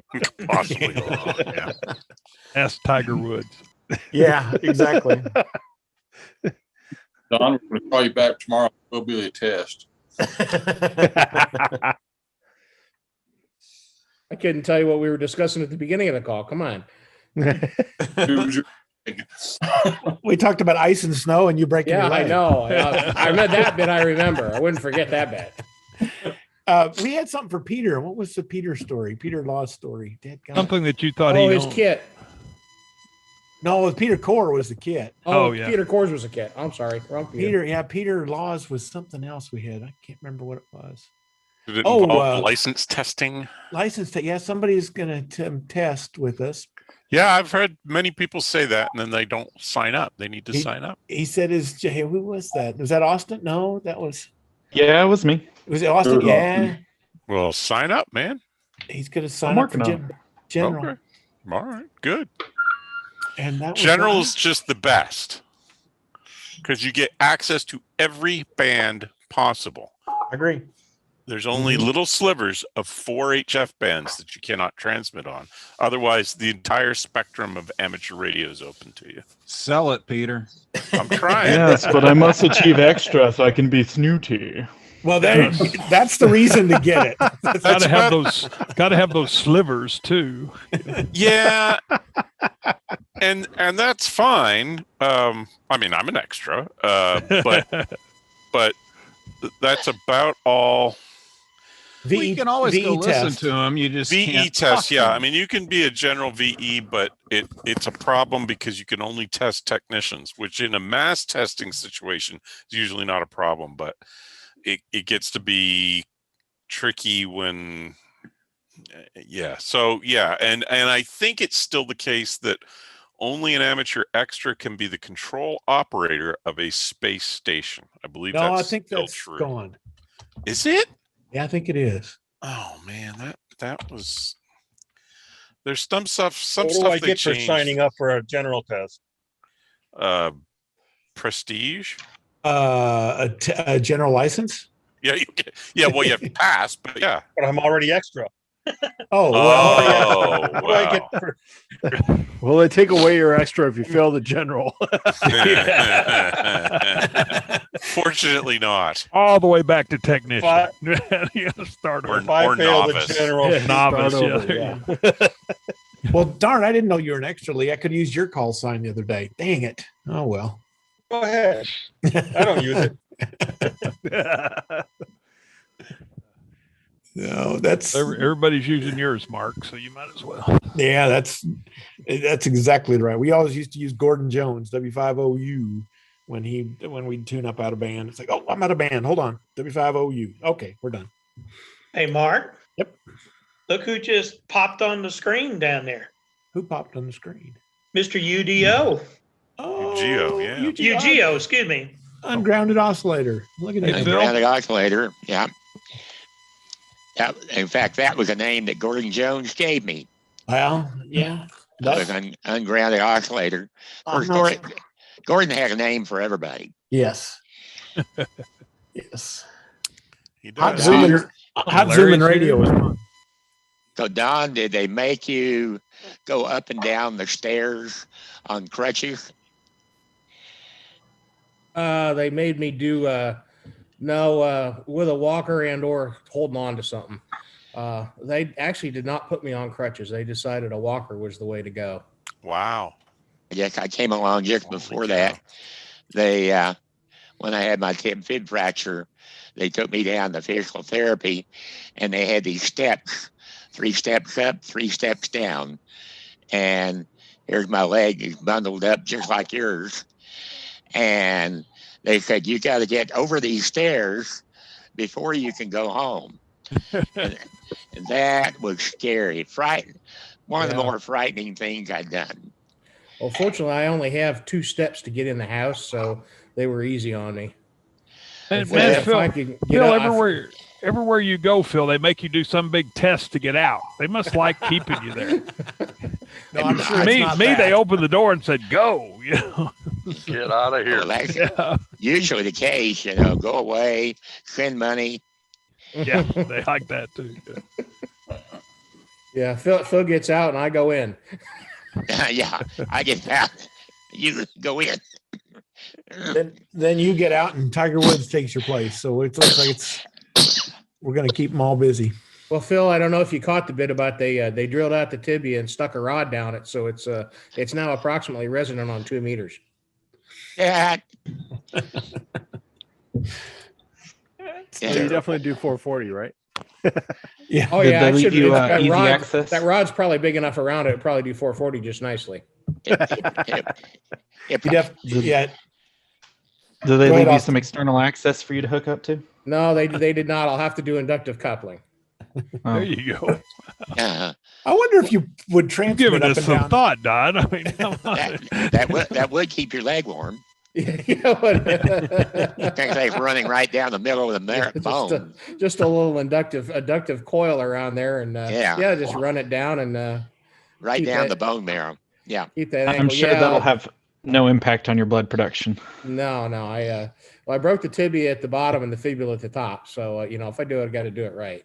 Oh man. So you better stay away from MRIs now. Oh yeah. Well, Yeah. I try to stay away from those anyway. You're gonna have a lot of fun going through metal detectors. Yeah, I'm going to go back in 2 weeks for new X-rays, and I want to make sure I get a copy of them. Yeah. They usually don't they get you an ID card or something? Yeah. Yeah, we'll figure that out when we get there. They didn't give me one. I still have to explain my way, and they get out the little wand. I've got 3 Ender's nails, kneecap to ankle bone in my right leg, and it sends off if they have it. Some of them, they don't set it as sensitive. Others, they do, and I'll set them off. Of course, you guys at the center, you're in the shock. Yeah. So you got an elevator going up there with padded walls and music and. Oh, not in our center. Are you saying he's in a padded room? Oh, I need to be in a padded room. They probably should be. Yeah. No, unfortunately, no matter what way there is one way I can go in that I don't have to go up any stairs, but it's a really, really, really long ramp. Well, I had to work in tech ops, which is about 20 steps down. Yeah. And that's the only way in, the only way out. Yeah. No, in our center there is an elevator, so if you can get on the main floor, you can get up or down. Ah. But and I say the way I normally come in, there's about 5 steps. So, and my supervisor was actually very understanding. She's like, I don't want you back till you can be good and be okay to sit for 12 hours on a shift, and so we can yell at you again. Well, you can put in for one of those ergonomic 8-hour chairs if you haven't already gotten one. I might do that. Actually, I got an old office chair that I love that I've got here, and I've got a spare one in the basement. I might just take it into work. It's really comfortable. They will let you do that. I don't know if they'll even let me bring my own chair. Who knows with COVID? Who knows? Well, everything's weird. Everything's weird. Tell them it's been in quarantine while your foot's been Well, out. it has been. Probably have to clean a bunch of cat hair off it, though. I'm sure they've been using it. Speaking of cat hair, I was going to ask Bill what's the call sign for the assistant there. Okay. Sonic stepped on the video. Sonic is the cat's name, timely stated. But Sonic doesn't have a call sign, does it, Phil?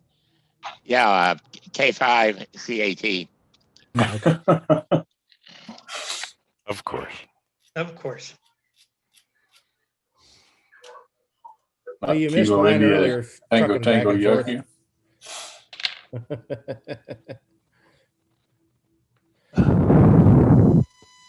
K1 TTY. Not to be confused with K9 DOG. That's right. Well, if you'd ask mine someday, she'd say her call sign was N0FUD, no food. Yeah. Surely that K9 DOG is, my Michelle Wagner is K9 DOG out of Westford, Maine.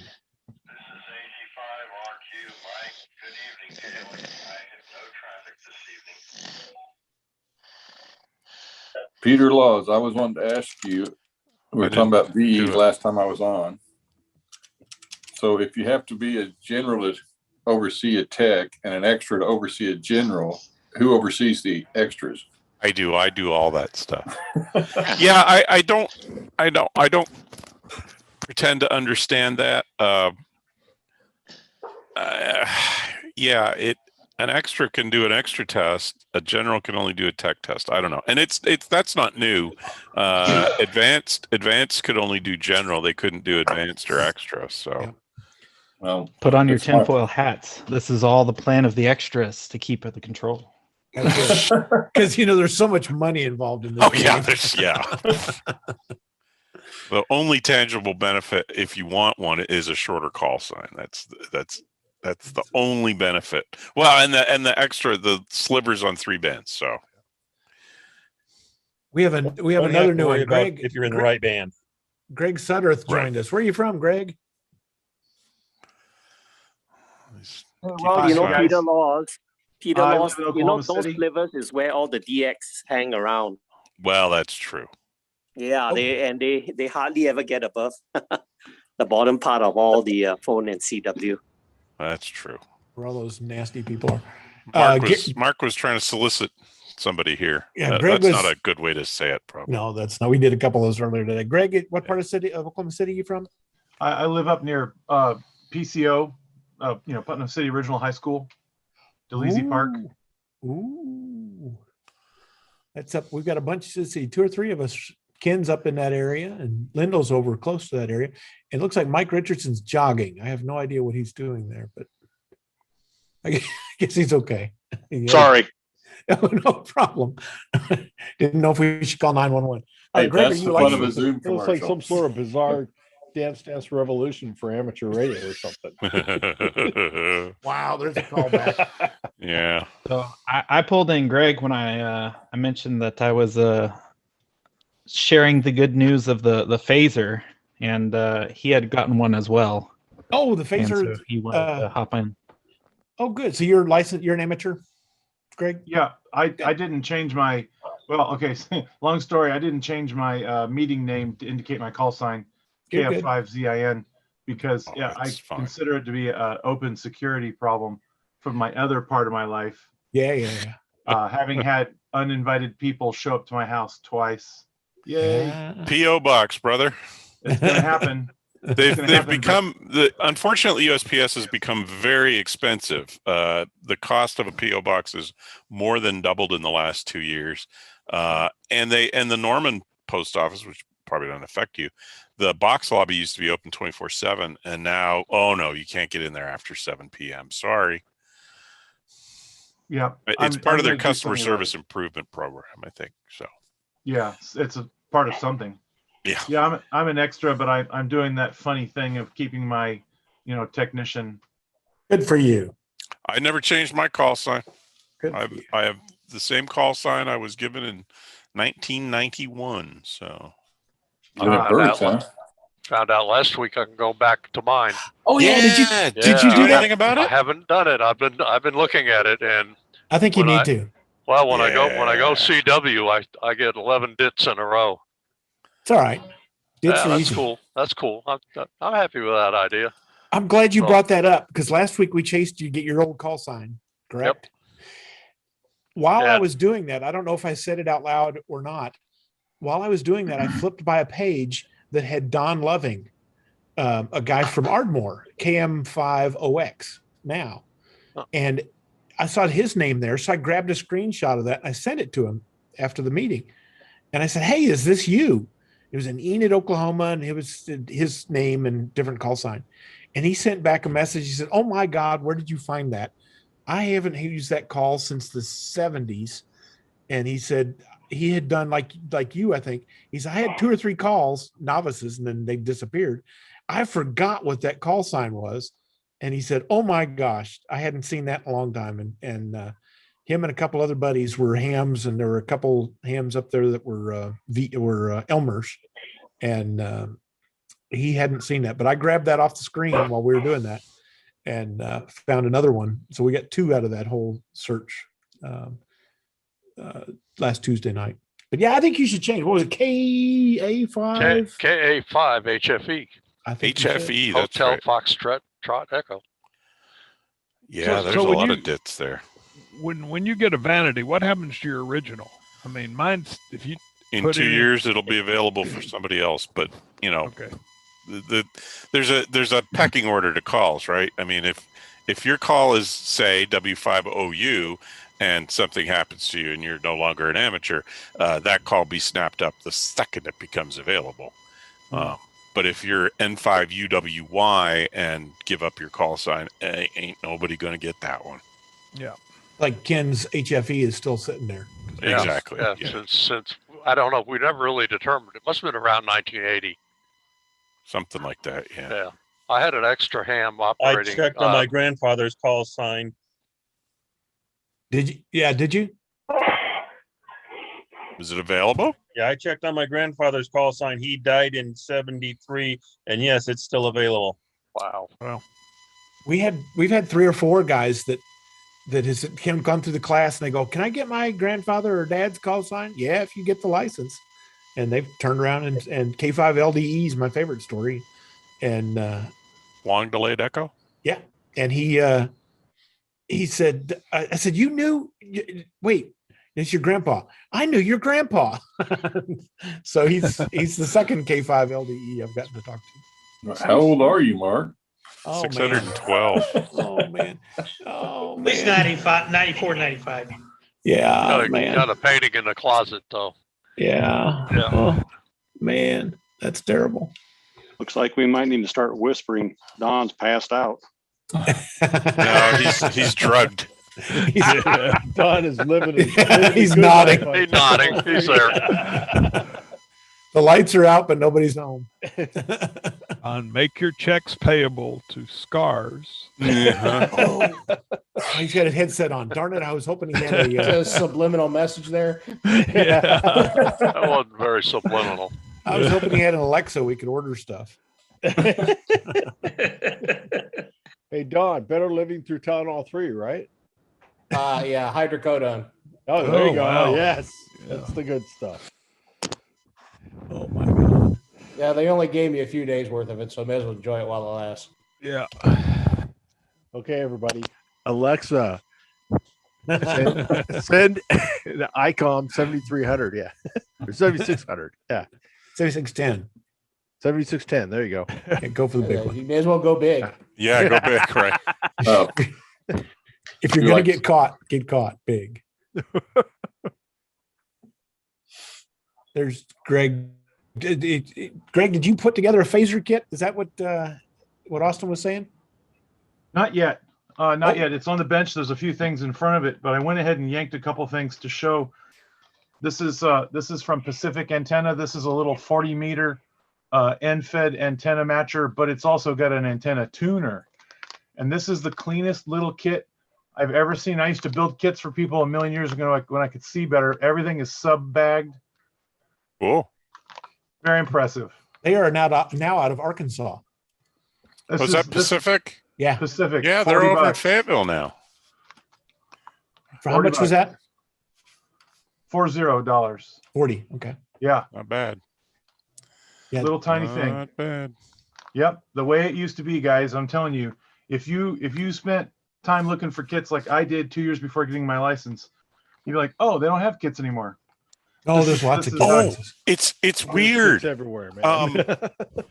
When I got my license, like I said, 30 years ago, 91, that was the common refrain, is that there are no kits. Now, that's not really true because Hamtronics was still in business and doing stuff. But that was pretty much it.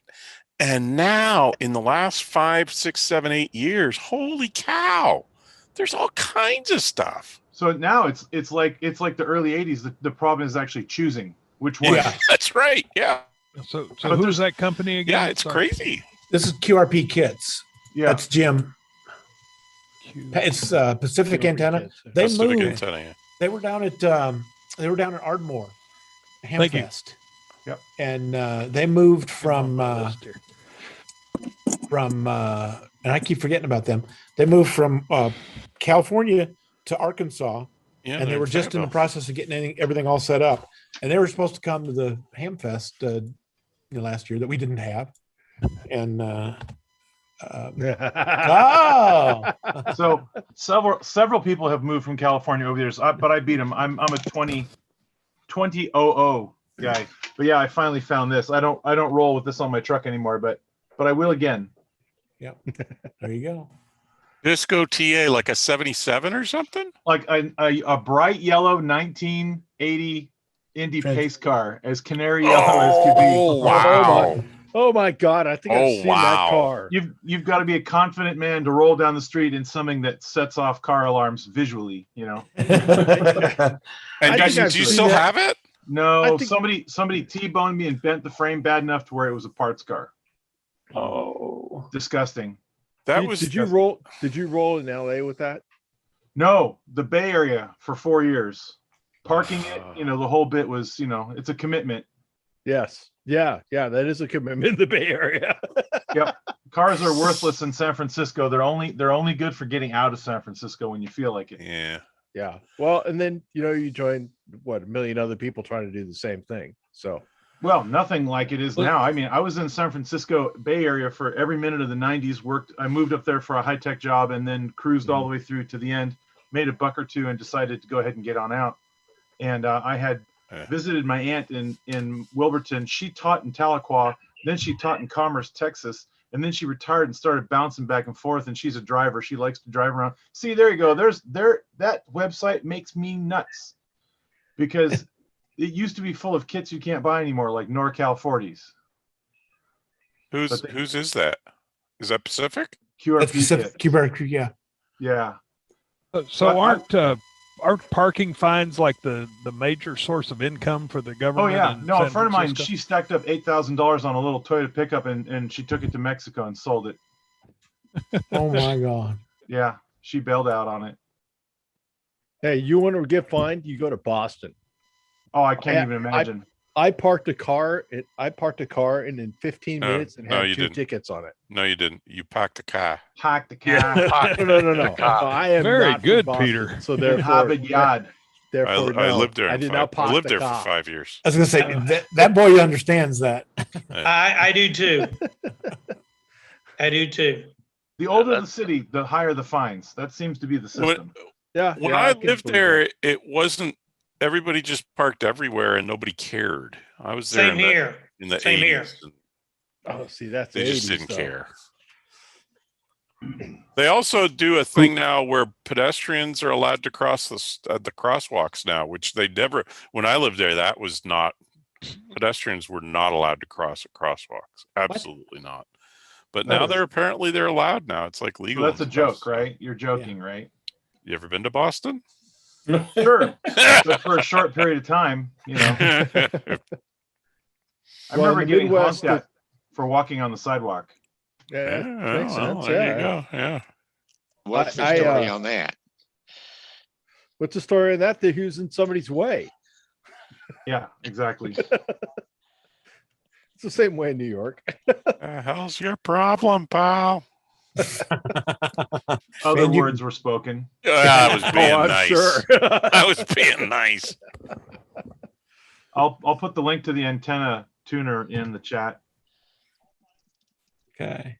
If you want to look at some cool kits, Mark, look up 4 States QRP Club. Oh yeah, those guys are good.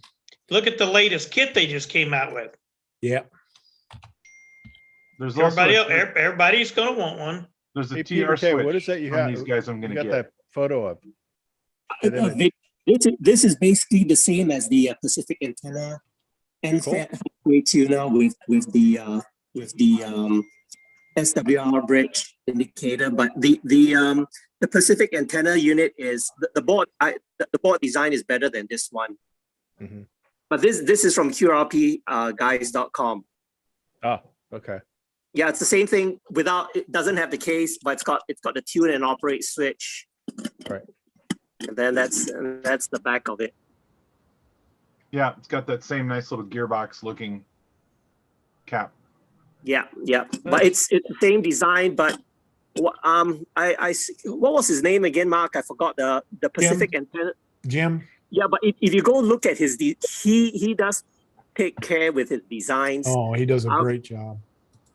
Okay, of very simple stuff. This QRP guys, I've got a couple of their kits. 1 or 2 are a bit flaky. And then I realized that when they design the PCBs, they do it they do it without RF into consideration, and they could have put a bunch of ground plane. Yeah, no, they could have put a bunch of ground plane into it. And if you go look at, if you are looking at the details, the PAC antenna guy, his I like his PCB designs versus this. These are a lot of single trace. I've got 1 or 2 of these kits that have issues because of grounding issues on the board itself. Yeah, I've got one of those PAC antennas. I love it. Yeah, I think it's awesome. I use it when I go when I travel, that's what I use. Yeah, my yeah. kit. That's my setup totally- over there, and then just wind Totally up. worth it. Whoever brought up the 4-state QRP, I don't like you anymore. Mark Clayton, CLAYTON. All right, that's all I need. I can find where he lives now. Yeah. See, that website used to be a dead website that was hanging out with at least half of the kits used 2 or 3 components you couldn't get anymore. And then it came back to life and it only offers what they can sell now. Which is great. Well,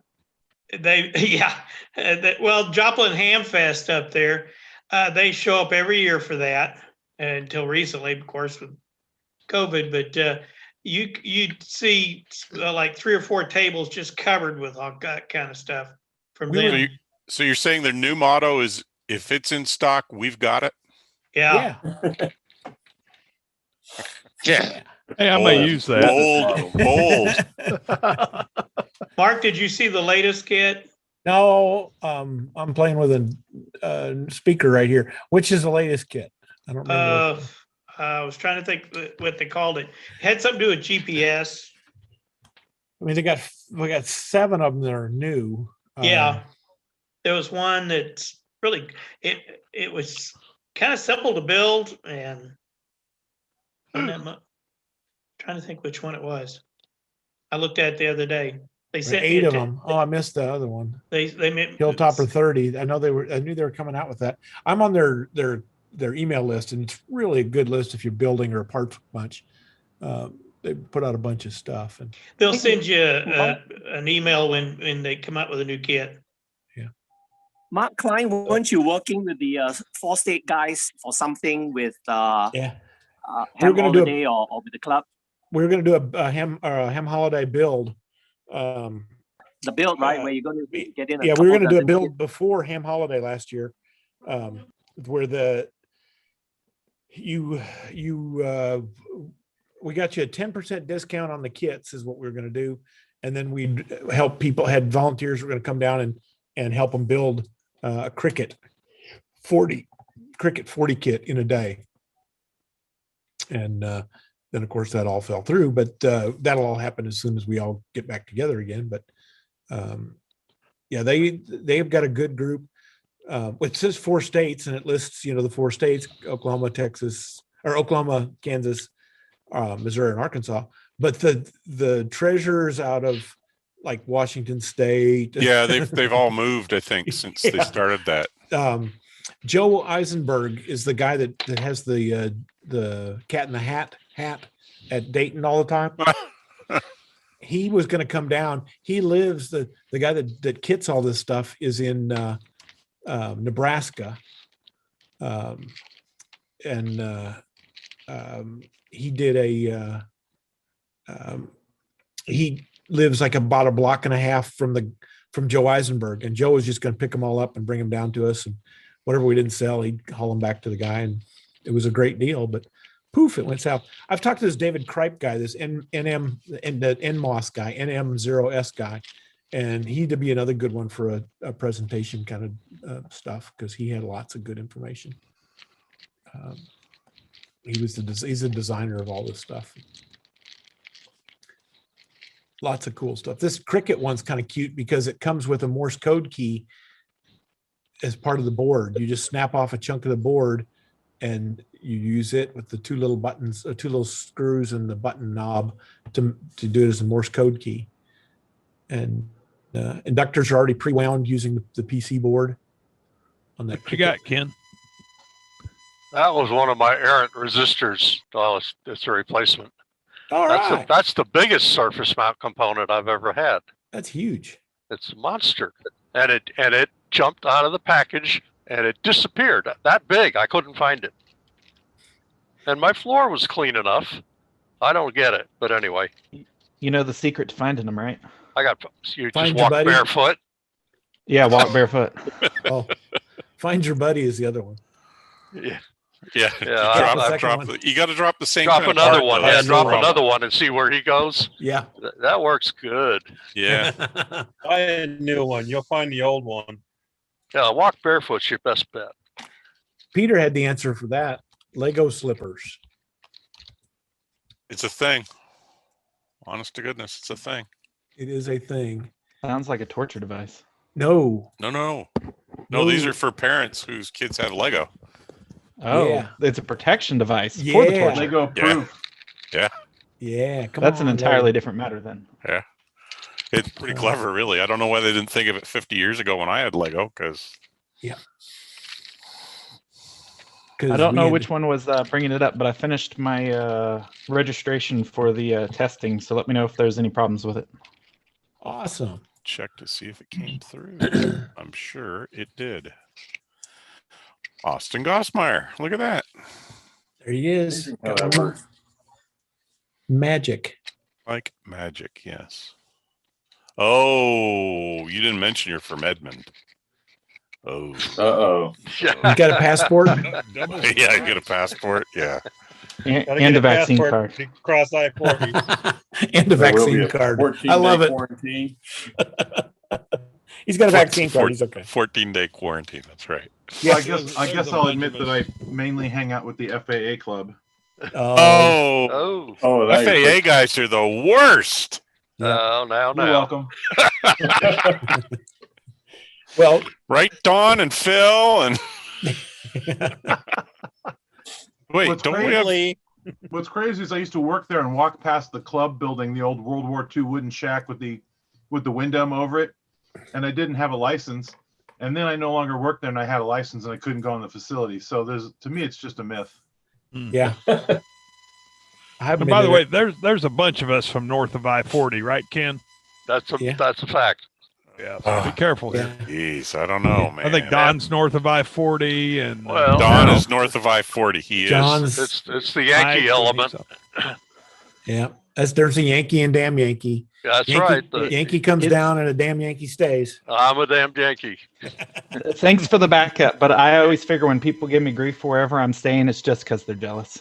That's it. No, we're all really good. The fun part is that the FAA club uses my Zoom for their Zoom meetings. So yeah, that's you can tell how competitive we are.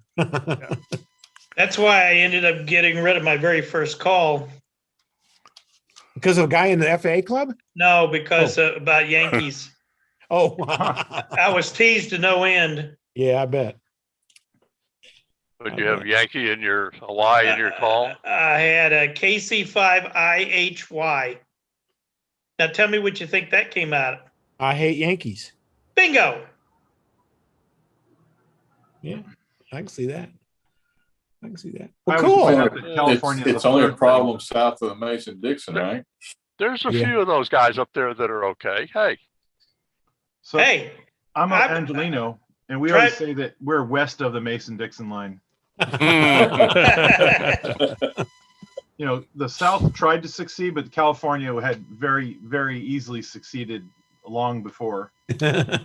Well, yeah, it's only because, you know, people in LA have a 500 miles of desert and mountains between those Or damn Yankees. We like to say, placeholder states. Ow. Isn't Oklahoma and California, aren't they adjacent? Yeah. Oh, nice save. Nice save. I spent plenty of time up off of Highway 58 in Bakersfield, and I know that that's part of Oklahoma for sure. Yeah, it is. Yeah. Yeah. Bakersfield's Sacramento, Bakersfield, all that stuff is fine. Yeah.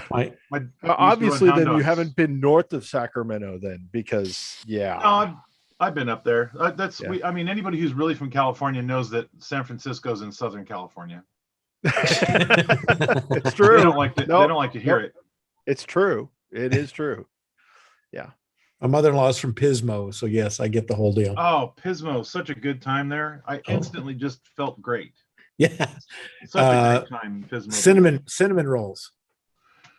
Renting four-wheelers and Odysseys and going and blasting around on the beach. Yep. Good times.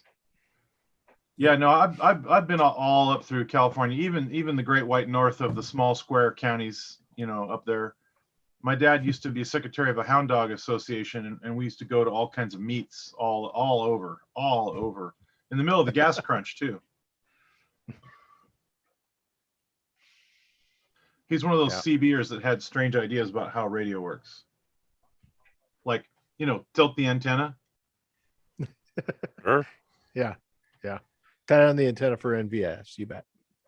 If I can just get this TV to be a linear somehow. But it's already an audio device. Come on. Good times, man. Good times. Well, you could convert the back ends of some TVs selectively sure. by model into being a really bad linear. Don't mind the gamma ray radiation too. Wait. Is there any good linears in CB? Yeah, right. It's true. It's true. Yeah, when the FCC really cracked down and made them illegal, they were actually doing people a favor. Sure. Oh, sure. Yeah, but they my cracked dad had down and one of made them illegal, but didn't stop them from using them. Yeah. Oh no, it No. actually encouraged it. I think my dad had I one think of those tuner boxes that would take a Cobra radio above, and it had a fast tune switch and a slow tune switch, and you'd hold down the fast, and you'd just hear the, psh, and you get above channel 40, and the noise meter. Yep. And only part of that was that the rest of the radio wasn't set up for it. Some of that's just there's that. Yeah. The A lot radio of was that's just doing its job. it's the same reason that 11 meters is open a lot and 10 meters isn't, and it's because 11 meter guys, that's their band, that's what they use. They don't care. Tell them it's not open and they don't care. 10 meter guys, it's like, oh well, I don't know that the band's open, so I better not try it. I'll just drop down to 20 and then 75. magically, or 75, and magically 10 is dead. Well, no, it's not. It's just there's nobody there. Yeah. Meanwhile, you tune down to 11 meters and channel 6 is going crazy. And Well, even 2 years ago, when 10 was really super dead at the bottom of the cycle, there was a kid who just he rocketed through all of his licenses, but when he was stuck in technician land studying for general, he got a 10 meter setup and he was making contacts because he was the only game in town, right? Yeah. Yep. There you Plus, go. he lived rurally, so they put up a proper dipole at the right height. His dad did all the calculations and got it good to go. Maximum chance of success. There you go. We're going to be right after the, Bill's not muted. and I need to know where it is. TR switch. Greg, this TR switch, what does that do for one? I haven't used it, so I don't know if it works well or not. But a TR switch is used if you want to use a separate transmitter receiver. Back in the old days, I used to use that with a Hallicrafters. Okay. I used the Hallicrafters SX99 as a receiver. So this will switch your antenna. Got it. Right, and it wouldn't work for tube radios because I looked at the timing of it, and it doesn't give it enough of a dead zone timing. But any kind of modern solid state radio would, Does couldn't it put have a lot of power through it anyway? Does it just do the antenna connection, or does it mute the other radio too? Well, I mean, it should switch it over to basically a dead, like to a resistor, so that no straight current will go in the receiver. Yeah. Or whatever you hook it to is what it looks like. It's just a normally open, normally closed. Yeah. So, dummy load would be best. Yeah. Or maybe with some of this new SDR stuff, you could switch the SDRs in and out. Yeah. So that would be the winner chicken dinner, right? It would be to Yeah. have the phaser for the TX and then some, $25 820 SDR, and that would keep the spirit of super cheap, super small. Yeah. Lots of cables though. Yeah, it's wireless. It's called wireless for a reason. Yeah, I don't know what that means. I don't know what wireless means because the back of everybody's radio stack looks like wires. Oh God, yes. Cthulhu, I believe, is the word you're looking for. Cthulhu. Oh, I'll Google that one. Oh, I will Google that one. Can you spell it? Yeah. You could also Google great spaghetti monster too. Yeah. Like Flying Look it up in thereof. the dictionary. Flying spaghetti. You know, I was just proselytizing Pastafarianism earlier today. I joined them when they went to do the Pastafarian statue at the Capitol. The separation of dinner and state. What are we having? We're having goat. Oh, okay. I'm pretty sure that my son is a Pastafarian. Very because good. he loves Alfredo. Yeah. Seriously. Who's this Alfredo guy? That would So be my son. what you're saying is that he's been touched by his noodliness. He's There you go. 17. This yes. is going downhill fast. No. That's true. Pastafarians have been touched by his noodly appendage. Everybody knows that. Come on. Man, Are you crossed trying the 8:30 to mark and it's suggest just that I am being spiraling. less than pure, sir? How Too rude. nerdy for me. Turn off the Heresy. recording button. Heresy. Can you hear the wind whistling over the wings as we start spiraling in here or what? Whoosh. Yeah. This is a whoosh time for the Reddit folks. Hey, Mark. Oh, that Yep. predates Reddit. Yep. Mark, could you open a breakout room for Phil and I, please? Sure. Let's see if I can figure Wow, this we haven't out. done that in a while. I was gonna say I'm gonna have to remember how to do it too. Well, when I come up here and figure out how to do this, breakout rooms. And what the heck, we'll just put 5 of them in there. Why not? And let participants choose room. That's the new button that we like. And open all rooms. Poof, there you go. Wow. That's cool. So you Yeah. should have, so pick room 1 probably is the right idea for you Yep. and Phil. Hey, Phil, room 1. There should be a breakout button at the bottom, and you should be able to join room 1. Room 1. Okay. I hope it's not all blurry. Door like number it was. 1. Hey guys, I'm going to take this opportunity to say 73s to everybody. Have a great week. And hey, Bye. Don, sorry to wake you. Y'all take care. See y'all next week. Hey Sam, I did not get my my controller, my Oh, Vera controller this well, I week. figured you again. hadn't mentioned it, but as soon as you get it, I'm sure you'll let me know. Oh, I want to rub it into. Yes, I think that'd be great. Thank you, sir. See you later. See you I later, think I'm gonna Sam. head out also. Bye, guys. Very good. Very good. Very good. Think I'll be heading out also. I've got to get home, play with my new antennas. What'd you get for an antenna? So I got the DBJ1 and the DBJ2. I'm going to try out. Oh, the Ed Fongs. The Ed Fongs. The Ed Fongs. Fongs. Oh yeah. Yeah, I We haven't were got just it. talking about him just like 10 minutes ago. Well, I was thinking he had those up already. That's why I thought, oh, he's going to actually transfer. But I just got to play Thanks with the for the- DBJ1 last night a little bit. By the time I figured out what was going on with the Aries net, thanks to Ken. Yeah, it's better now because Peter and his team fixed the internet, so we're happy. Yeah, I knew about that, and because I think we discussed it here, and I knew that the switch had been bounced because of the power issues on campus, and I never followed up, but my buddy Gabe took care of it today, so. So that's my goal, is to be able to reach the Norman repeater. So I don't know if that's a painful or not. You should not have trouble on DMR or on the 8.8 analog because they are both in very good positions. So He's up in Northwest Oklahoma City, so still in good Yukon. position. Yeah. Yukon. Same thing. What, I mean, when you yeah. explain me, East Can west you he's talking Oklahoma about an City. 8.8 analog. 146.88. Oh, okay. That's a VHF repeater. It's in the same rack as the DMR. All right. On the campus of University of Oklahoma. Physical Sciences Center. All right. Thank you, gentlemen. Y'all have a great week.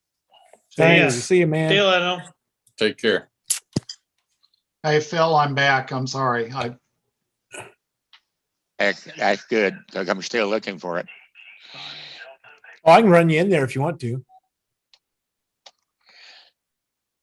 Did you not get in there, Phil? If we've got any of the other Aries NCOs, if they want to join us over there too. What room? Room 1? Room 1. Room 1. Yes, sir. NCO, really? Non-commissioned officers? Yeah. I didn't know we got ranks here. Yeah. Yeah, we're all pretty rank, bud. Well, I wasn't going to go there, but yeah, I Well, hear you you. went to Pastafarian. Come on, man. Well, that's a good point. Yes. Why?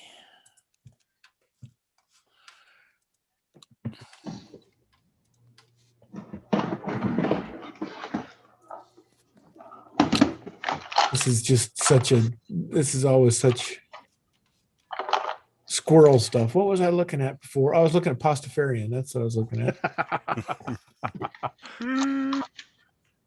They don't have the good drawing anymore. Oh, I forgot about the colander on the top of the head.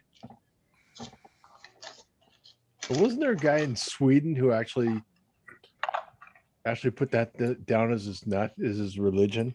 Oh, they're talking about here identifying list of identifying photo applications with headgear.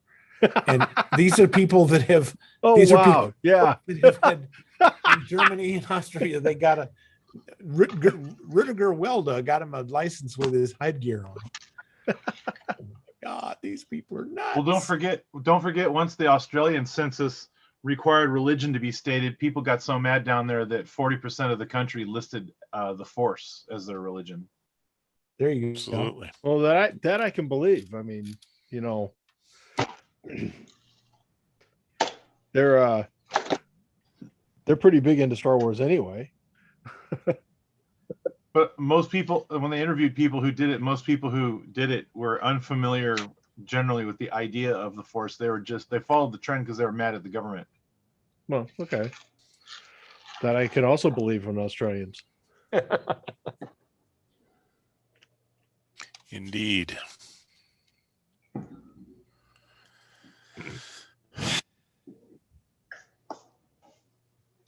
There's two types of people you don't want to piss off: Canadians and Australians. Well, I don't know.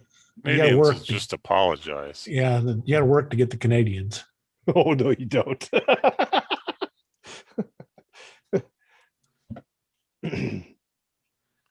They'll just satire you to death. Well, that's true. That's true. Configuration is very clean.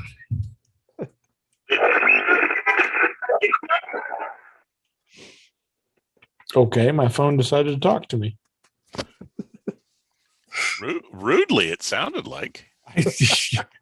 I'm a Pastafarian. Stop it. See, it worked. Oklahoma granted the license. I didn't know that. Yeah, Shauna Hammond. She got her. Let's see, Shauna. Woman wearing colander on her head gets a licensed photo. When my son was in the Boy Scouts, they always said, You got to take your glasses off. Come on. Please rise and remove your non-religious headgear. There's the official wording. There's your answer. Yep, that's it. That's the colander right there. Wow. It was on Channel 4, huh? That's odd. That's odd. That is very odd. All right, guys. I'm going to say nice to meet you. Yeah. And I'll look forward to seeing you guys. Probably come back next into week. you guys at the what you call it, the repeater coordinating, all hands dinners. I'm sure I've seen some of you guys there before. Probably the Cora, the all ham dinner thing. Yep. Yeah, Good. exactly. Been to a few of those. We their next one is scheduled for May 2029. Yeah. he might know. That sounds about right. Yeah. I'm not going to argue with you. That's what our next one's scheduled for, but I don't know. I don't know what's going on. Whether that's going to make it or not. We'll see. We'll see. Well, I'm also hopping off. I have studies for my journaling. That's Good right. for you. That's right. Excellent. Because right. you don't even know what you don't know yet. The power. The power. Yeah. That's right. All right. 1500 watts. I'm hanging up too. See you later, See you guys. guys. See you, Bye. Peter. Be well, gentlemen. Be well. I think I'm going to get out here too and go ahead and finish that nap. I'm gonna make it a real nap instead of a half nap. You you at least didn't snore like Phil did. So No, I wasn't. Sarah's sitting right here. She said I haven't been snoring yet. Hey, Don. I was trying to listen. Hey, Don, just remember to unplug your leg so you don't pick up WGN in Chicago.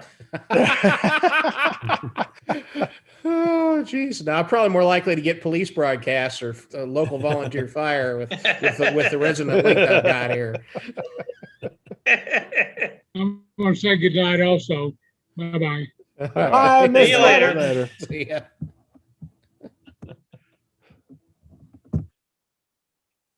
All right. Well, Hey, did you see this loop go by here, Ken? pardon? This loop at Midnight Design Solutions. Aha. Remember that site that we were talking about? Yep. The thing did you see this loop here in the bottom right? Uh-huh. Didn't they have a booth at Dayton back in 2018 or something? I don't know. Don't know. But I saw this loop, and we were talking about loops the other day. And your loop, what the hell Pastafarian kind of thing is this? Is that looks like it's a steel, like maybe aluminum from a heat and air kind of thing? It looks like a cylinder of some flavor, but Yeah. I can't. There we go. Helps a little. Well, you know those big fans, Mark, that got on the end of the those big. That's what I aluminum thought it was at That's what it first. looks like. Yeah. Yeah. They But modified, pulled the fan out, and then they made them an antenna out of it. That looks But like is it's just Is that two loops though? Actually, on the outside of the cylinder. You know, can't tell. I don't Kinda know. looks like it. I was looking at that and I thought somebody might know this. Let's see. There we go. Out of stock. No. That's the one above it. This Oh, is okay. This is just project information. It's tubing. Small transmitting. It's with- tubing. Yeah, it looks like it's like PAX or something. That's Yeah, it's like PEX Yeah. tubing. yeah, and they just attach the whatever that sheet metal is there around it. So that's maybe that structure is what we're thinking. Yeah, And yeah. that the this is not PEX tubing. This is Smurf tube. That's what we put in houses to do it like Cat 5 wiring into, is what that looks like. Yeah. Okay. Yeah. Yeah, the conduit. You could the do plastic conduit. Yeah. yeah. You could do this. You could do the same with PAX. Yeah. Could Well, do yeah, it could be 3/4 inch. it could be PEX white or the green or blue. They've got hot Blue, and cold, don't yeah. they? Yeah. Yep. That could be because there's a loop, but how the hell? We'll have to go look at the doodads, but That's this- all PVC there. That's this all is all Schedule 40. PVC. Yeah. It looks like there's a wire. Oh, there's your It looks like your feed point. feed point. It looks like we've got some. Is this a Or maybe- metal? Maybe the feed point's in the middle, and that's the. Well, no, it might be. Not one loop. He wouldn't have two equal loops in there, would he? I don't. That doesn't make any sense. That's why I'm bringing this up because I was confused, and I thought somebody would know more about it than me. But we were talking about loops the other day. This is cool. Midnight loop. Small transmitting loop. How small? Well, small in size. Wider for.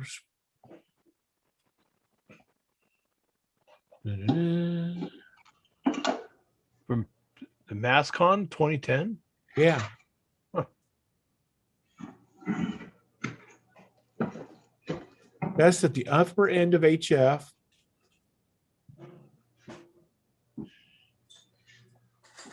$40 about 4.5 foot in diameter. It's not real small. Well, that's 40 meters though.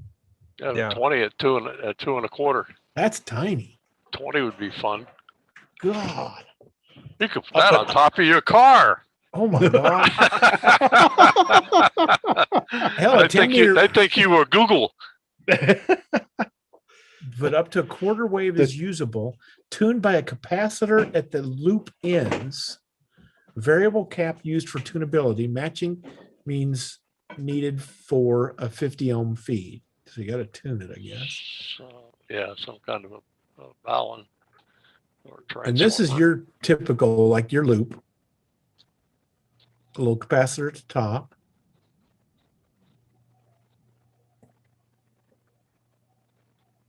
There's equation. Screw that. We don't need that.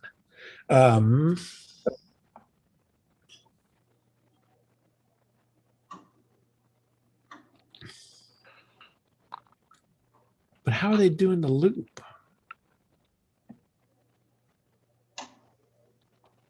Tuning capacitor is critical. Trombone, split stator, or vacuum variable.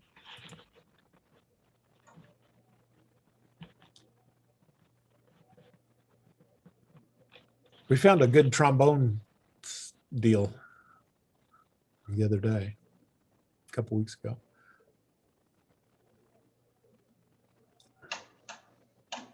Hey, Mark, on a side note, I pasted a link.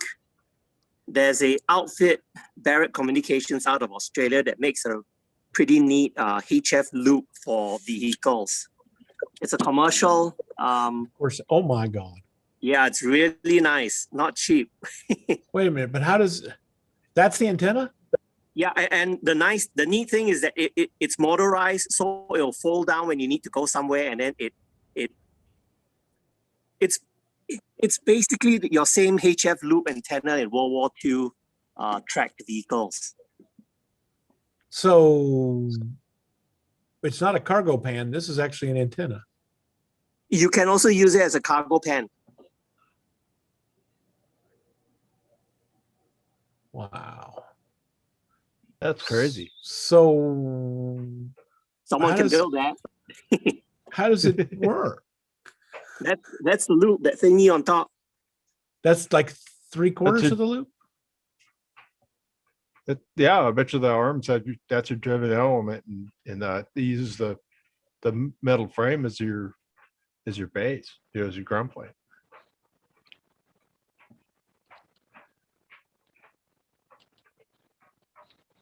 Man, these people are trying to screw up our heads all night. I'm gonna have to read up on this one. It looks like it's NVS though. Yeah, NVIS. Okay, there we go. Yeah.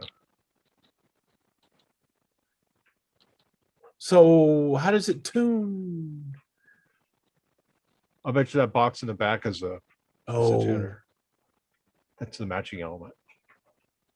You think it just tunes it like a tuner, like an LDG tuner in there, Peter? No idea. Well, you bring this crap up and you don't know what it is for, man. You don't make our heads nuts. We're already nuts with this other loop thing. It's cool. All right, I gotta go too. I gotta shut this down. See I you will later, see you guys man. next week. See you you gave me, later, man. Thanks, Pete. You gave me something to look at tomorrow. All right. See Have you a good later. evening, everyone. Yeah. Yeah. Bye. Tune power. Tune time within 3 seconds.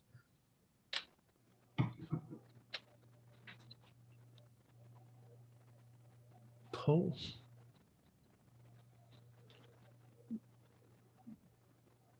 Better than 2-to-1 when tuned. 125 watts power. 4 megahertz to, so 80 to whatever that is, 12.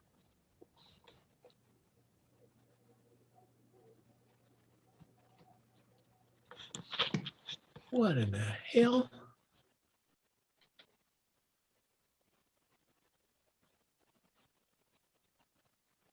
And you say that thing rotates in and out. So we think that's the driven element.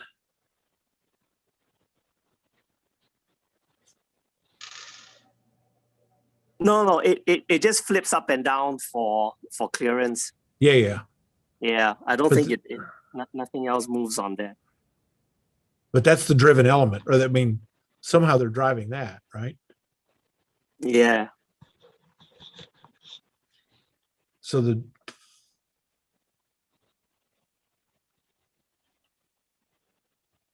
heavy duty aluminum mesh floor, which is the ground explain.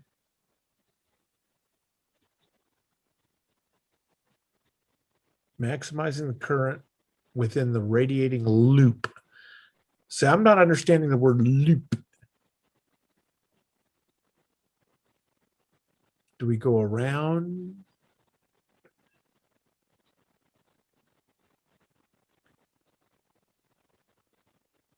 It's kind of like a half loop. Yeah. Oh, wait, there it is. See that cable running across there? Yeah. Is that what happens?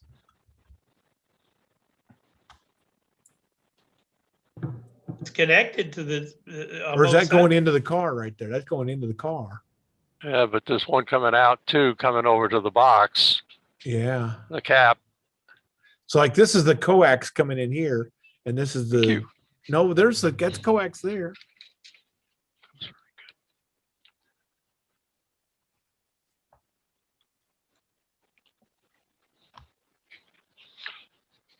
Or that's another box there is what that is, isn't it? Well, a gutter will radiate if you keep it isolated, right? Above ground. Yeah. Yeah. So this is there's a jumper wire in the front here that goes between the frame and the front of the radiating element, let's call it.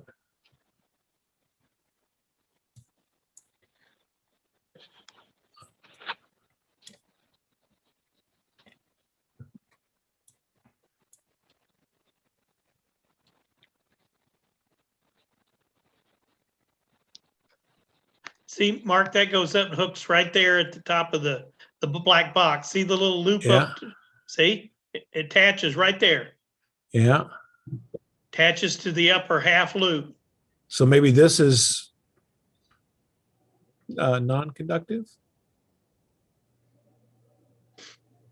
Well, I've got to admit, I just came back over from the breakout room and saw that rack up there, and I thought maybe it was some old timer that had just ran coax to it and tuned the rack up.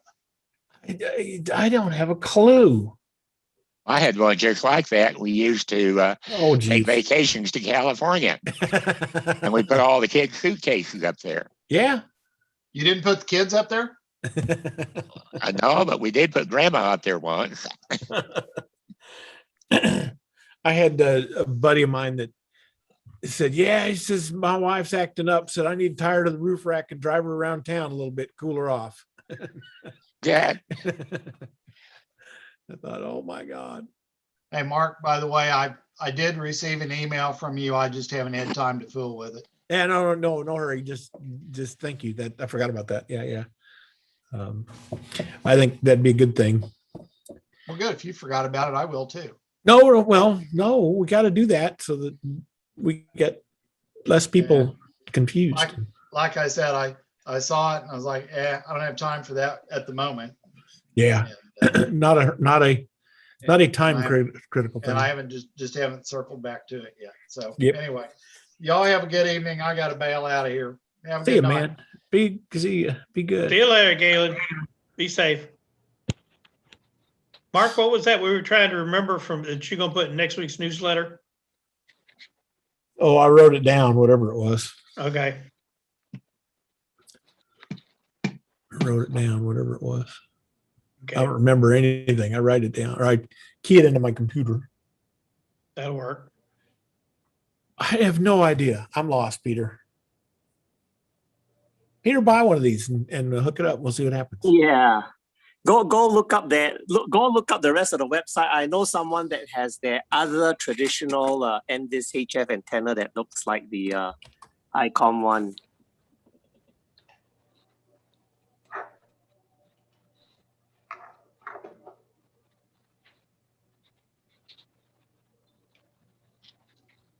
Products, maybe tactical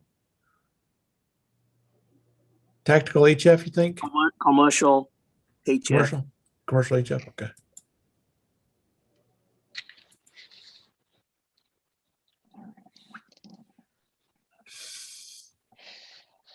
Wow. Got some neat looking stuff. Ooh, I like that box.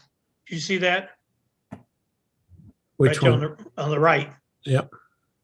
That's that cool. kind of case that Jarod was talking about. Yeah. Oh, okay, antennas. Oh, there we go. There's that roof mount. One on the left. This one here. Above that, no, for mobile. Yeah, That one there. yeah.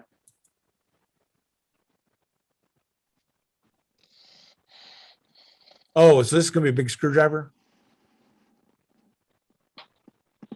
No, I don't think it's a screwdriver. I think it's just like 100, and it's like a 8, or it's like the ICOM version of this. It's an 8-foot. All that thing in there is all electronics. Oh.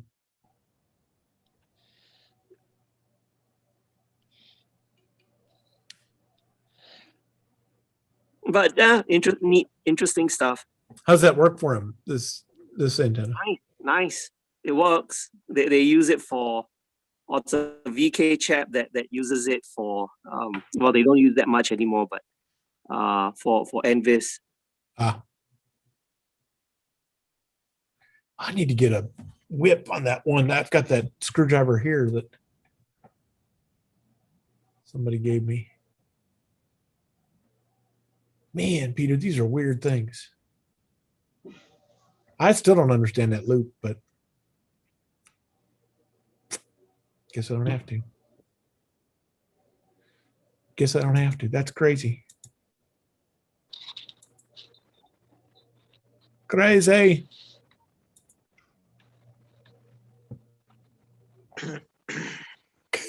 K9 DOG. Okay, back to this thing. How do we build this though?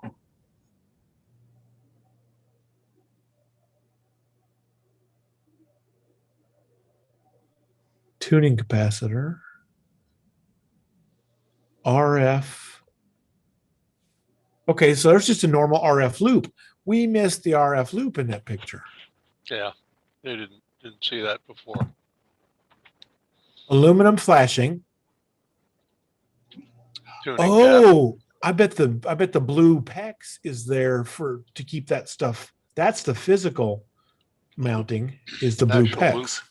The loop is the yeah, it is, because here's the you can see the ends of that stuff is bent down. Except the guy can't spell. What's spelled wrong? Turing cap. Tuning cap? Turing cap. Oh, I think it's an N here. It may just not come out real good. Tuning cap. But let's see, Phil wasn't around when we started this train wreck. This midnight. This is what this silly thing looks like when it's built. Oh, there's the loop. There's the loop. Is that little wire? Uh-huh.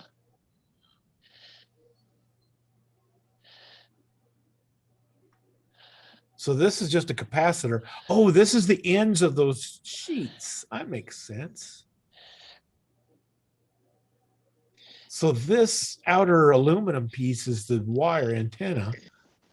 These ends it pulls in and out or something to make capacitance change.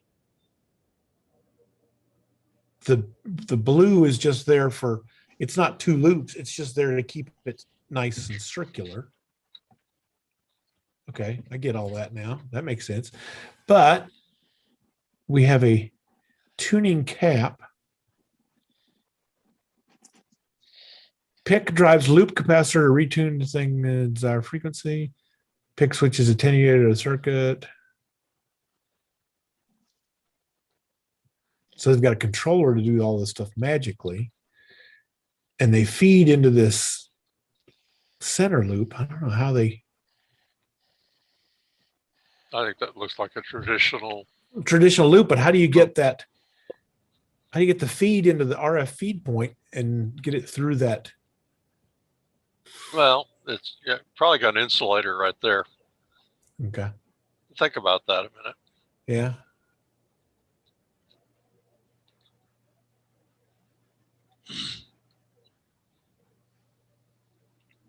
Yeah, that might be fun to try something like that. But the tuning cap is a couple of flaps. I guess it just drives the motor, drives these two flaps apart is what. That would function. Yeah, I mean, it just pushes these apart is what I'm thinking it's doing. See, they don't touch, and then that little motor. Oh, there's the controller. There's the controller.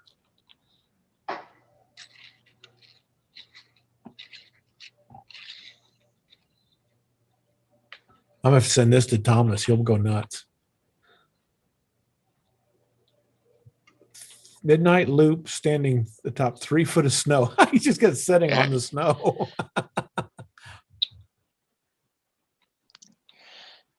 And I guess that motor just pushes that in and out.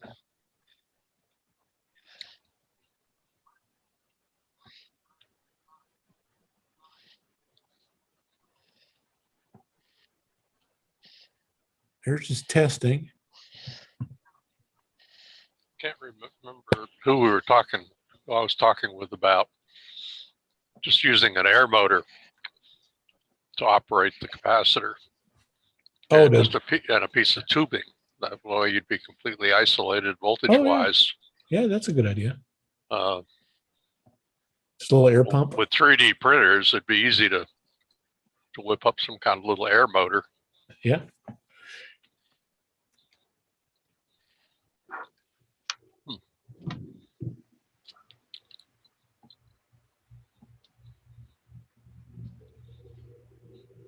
Actually, I was thinking about a rotator at that time. Oh, yeah. You'd have to keep it dry. Liquid or ice could be a problem in the cold weather, but for us, most of the time, that's not a problem. Yeah, it never gets cold here. What? Only for a while. So you're stuck pointing at one area for a couple of days. Yeah, well. I had one outdoor faucet that I had tried to open during this freezing stuff, and it didn't do anything. And I thought I had it closed, and apparently not. It was dripping all over the back porch today. It finally thawed out today. Yeah, I wanted to try to spray water in the air from a hose with a high pressure nozzle, but I never got that far.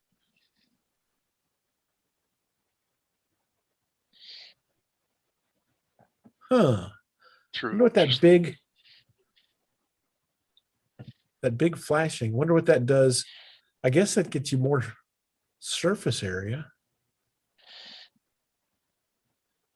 Well, it'd be interesting to experiment with it and see what kind of signal strength you got with two otherwise dimensionally equal. I like the cap. That's cool.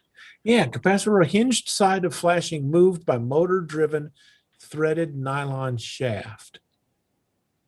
So I'm guessing that it just has a little nut in there and it just moves it in and out. Leaves this one solid. And then the left one moves in and out. Push one away from it, yeah. Yeah, and it is, okay, there is pecs to me. 10-inch aluminum flashing. 1/2-inch PVC spokes. Okay, that's to hold the whole thing. And then there's your feed point. They're not really you feed the center into this loop and then this contacts. I think that's just a loop. I think it's just a loop. I think you're right. I think the ground goes to this side of the loop. And yeah, I think it's just a loop. Hot goes to the other side of the loop. Yeah, I think you're right. Oh, here's pictures.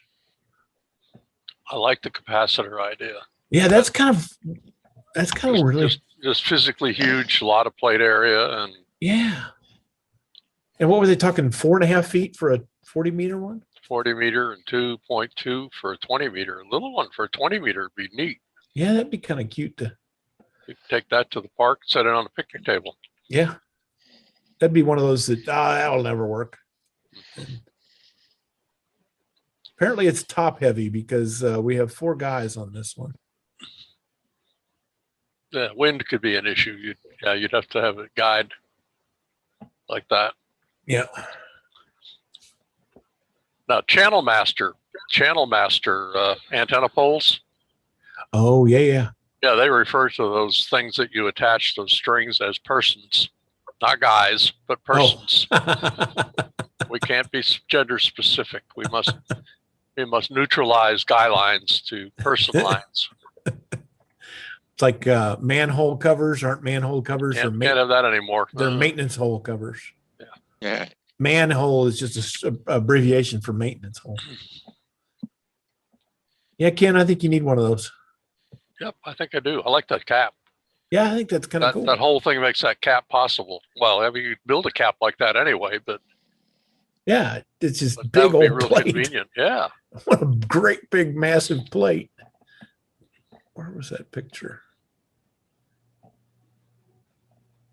Well, I have too many notes from tonight to research. Man. Anyway. Well, that'll keep you busy tomorrow. Yeah, and there's several other things going on. So. Well, it's supposed to be cold and rainy. So maybe even the day after. Yeah. When's it supposed to start raining? Tomorrow morning. What time? Oh, about 7.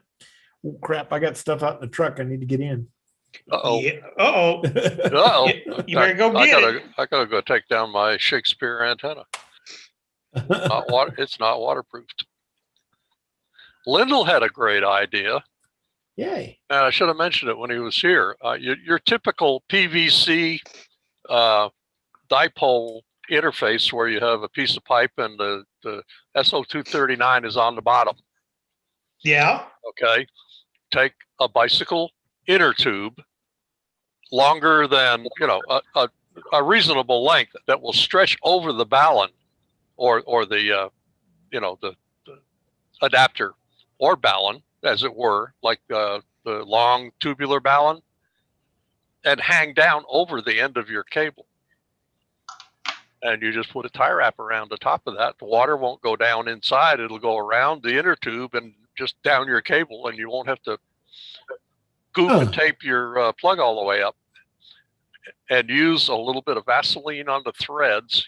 Now this comes from the Callum at DX Commander. On the threads of the SO239, it'll keep water from wicking in. Yeah. And you got a good temporary waterproof hookup for your antenna, for your dipole. Unless it rains upwards. Which is probably going to happen tonight, which means I got to go empty this deadgum truck. I got to go Or put a tarp on it or something. Yeah, the big filing cabinet. I got to pull it all pieces. Oh, ouch! Pull it out. It's packed. 4 drawers full, front full all the way to the front to the back. Ooh. Well, get you a 2-wheeler. Sucks to be you tonight. Yeah, it does. I had to load it too. I take each drawer out. Pull it down. That's why I like a shell on my pickups when I have them. Yeah. Just close the back gate up and See you, Phil. put down the hatch and fix it in the morning. Well, you guys be safe. See you next week. See you next week, Mins. Y'all take care. See ya. The weather service don't show any rain till Thursday afternoon. Oh, really? Don't say that because then I won't go out there and it'll rain. It will rain if you don't go out there. I can hear Murphy chuckling in the background. Yeah, I did that with the snow 2 or 3 times in the last week or 2. Oh, it's not going to snow until you wake up and there's 2 inches of snow on the ground. What?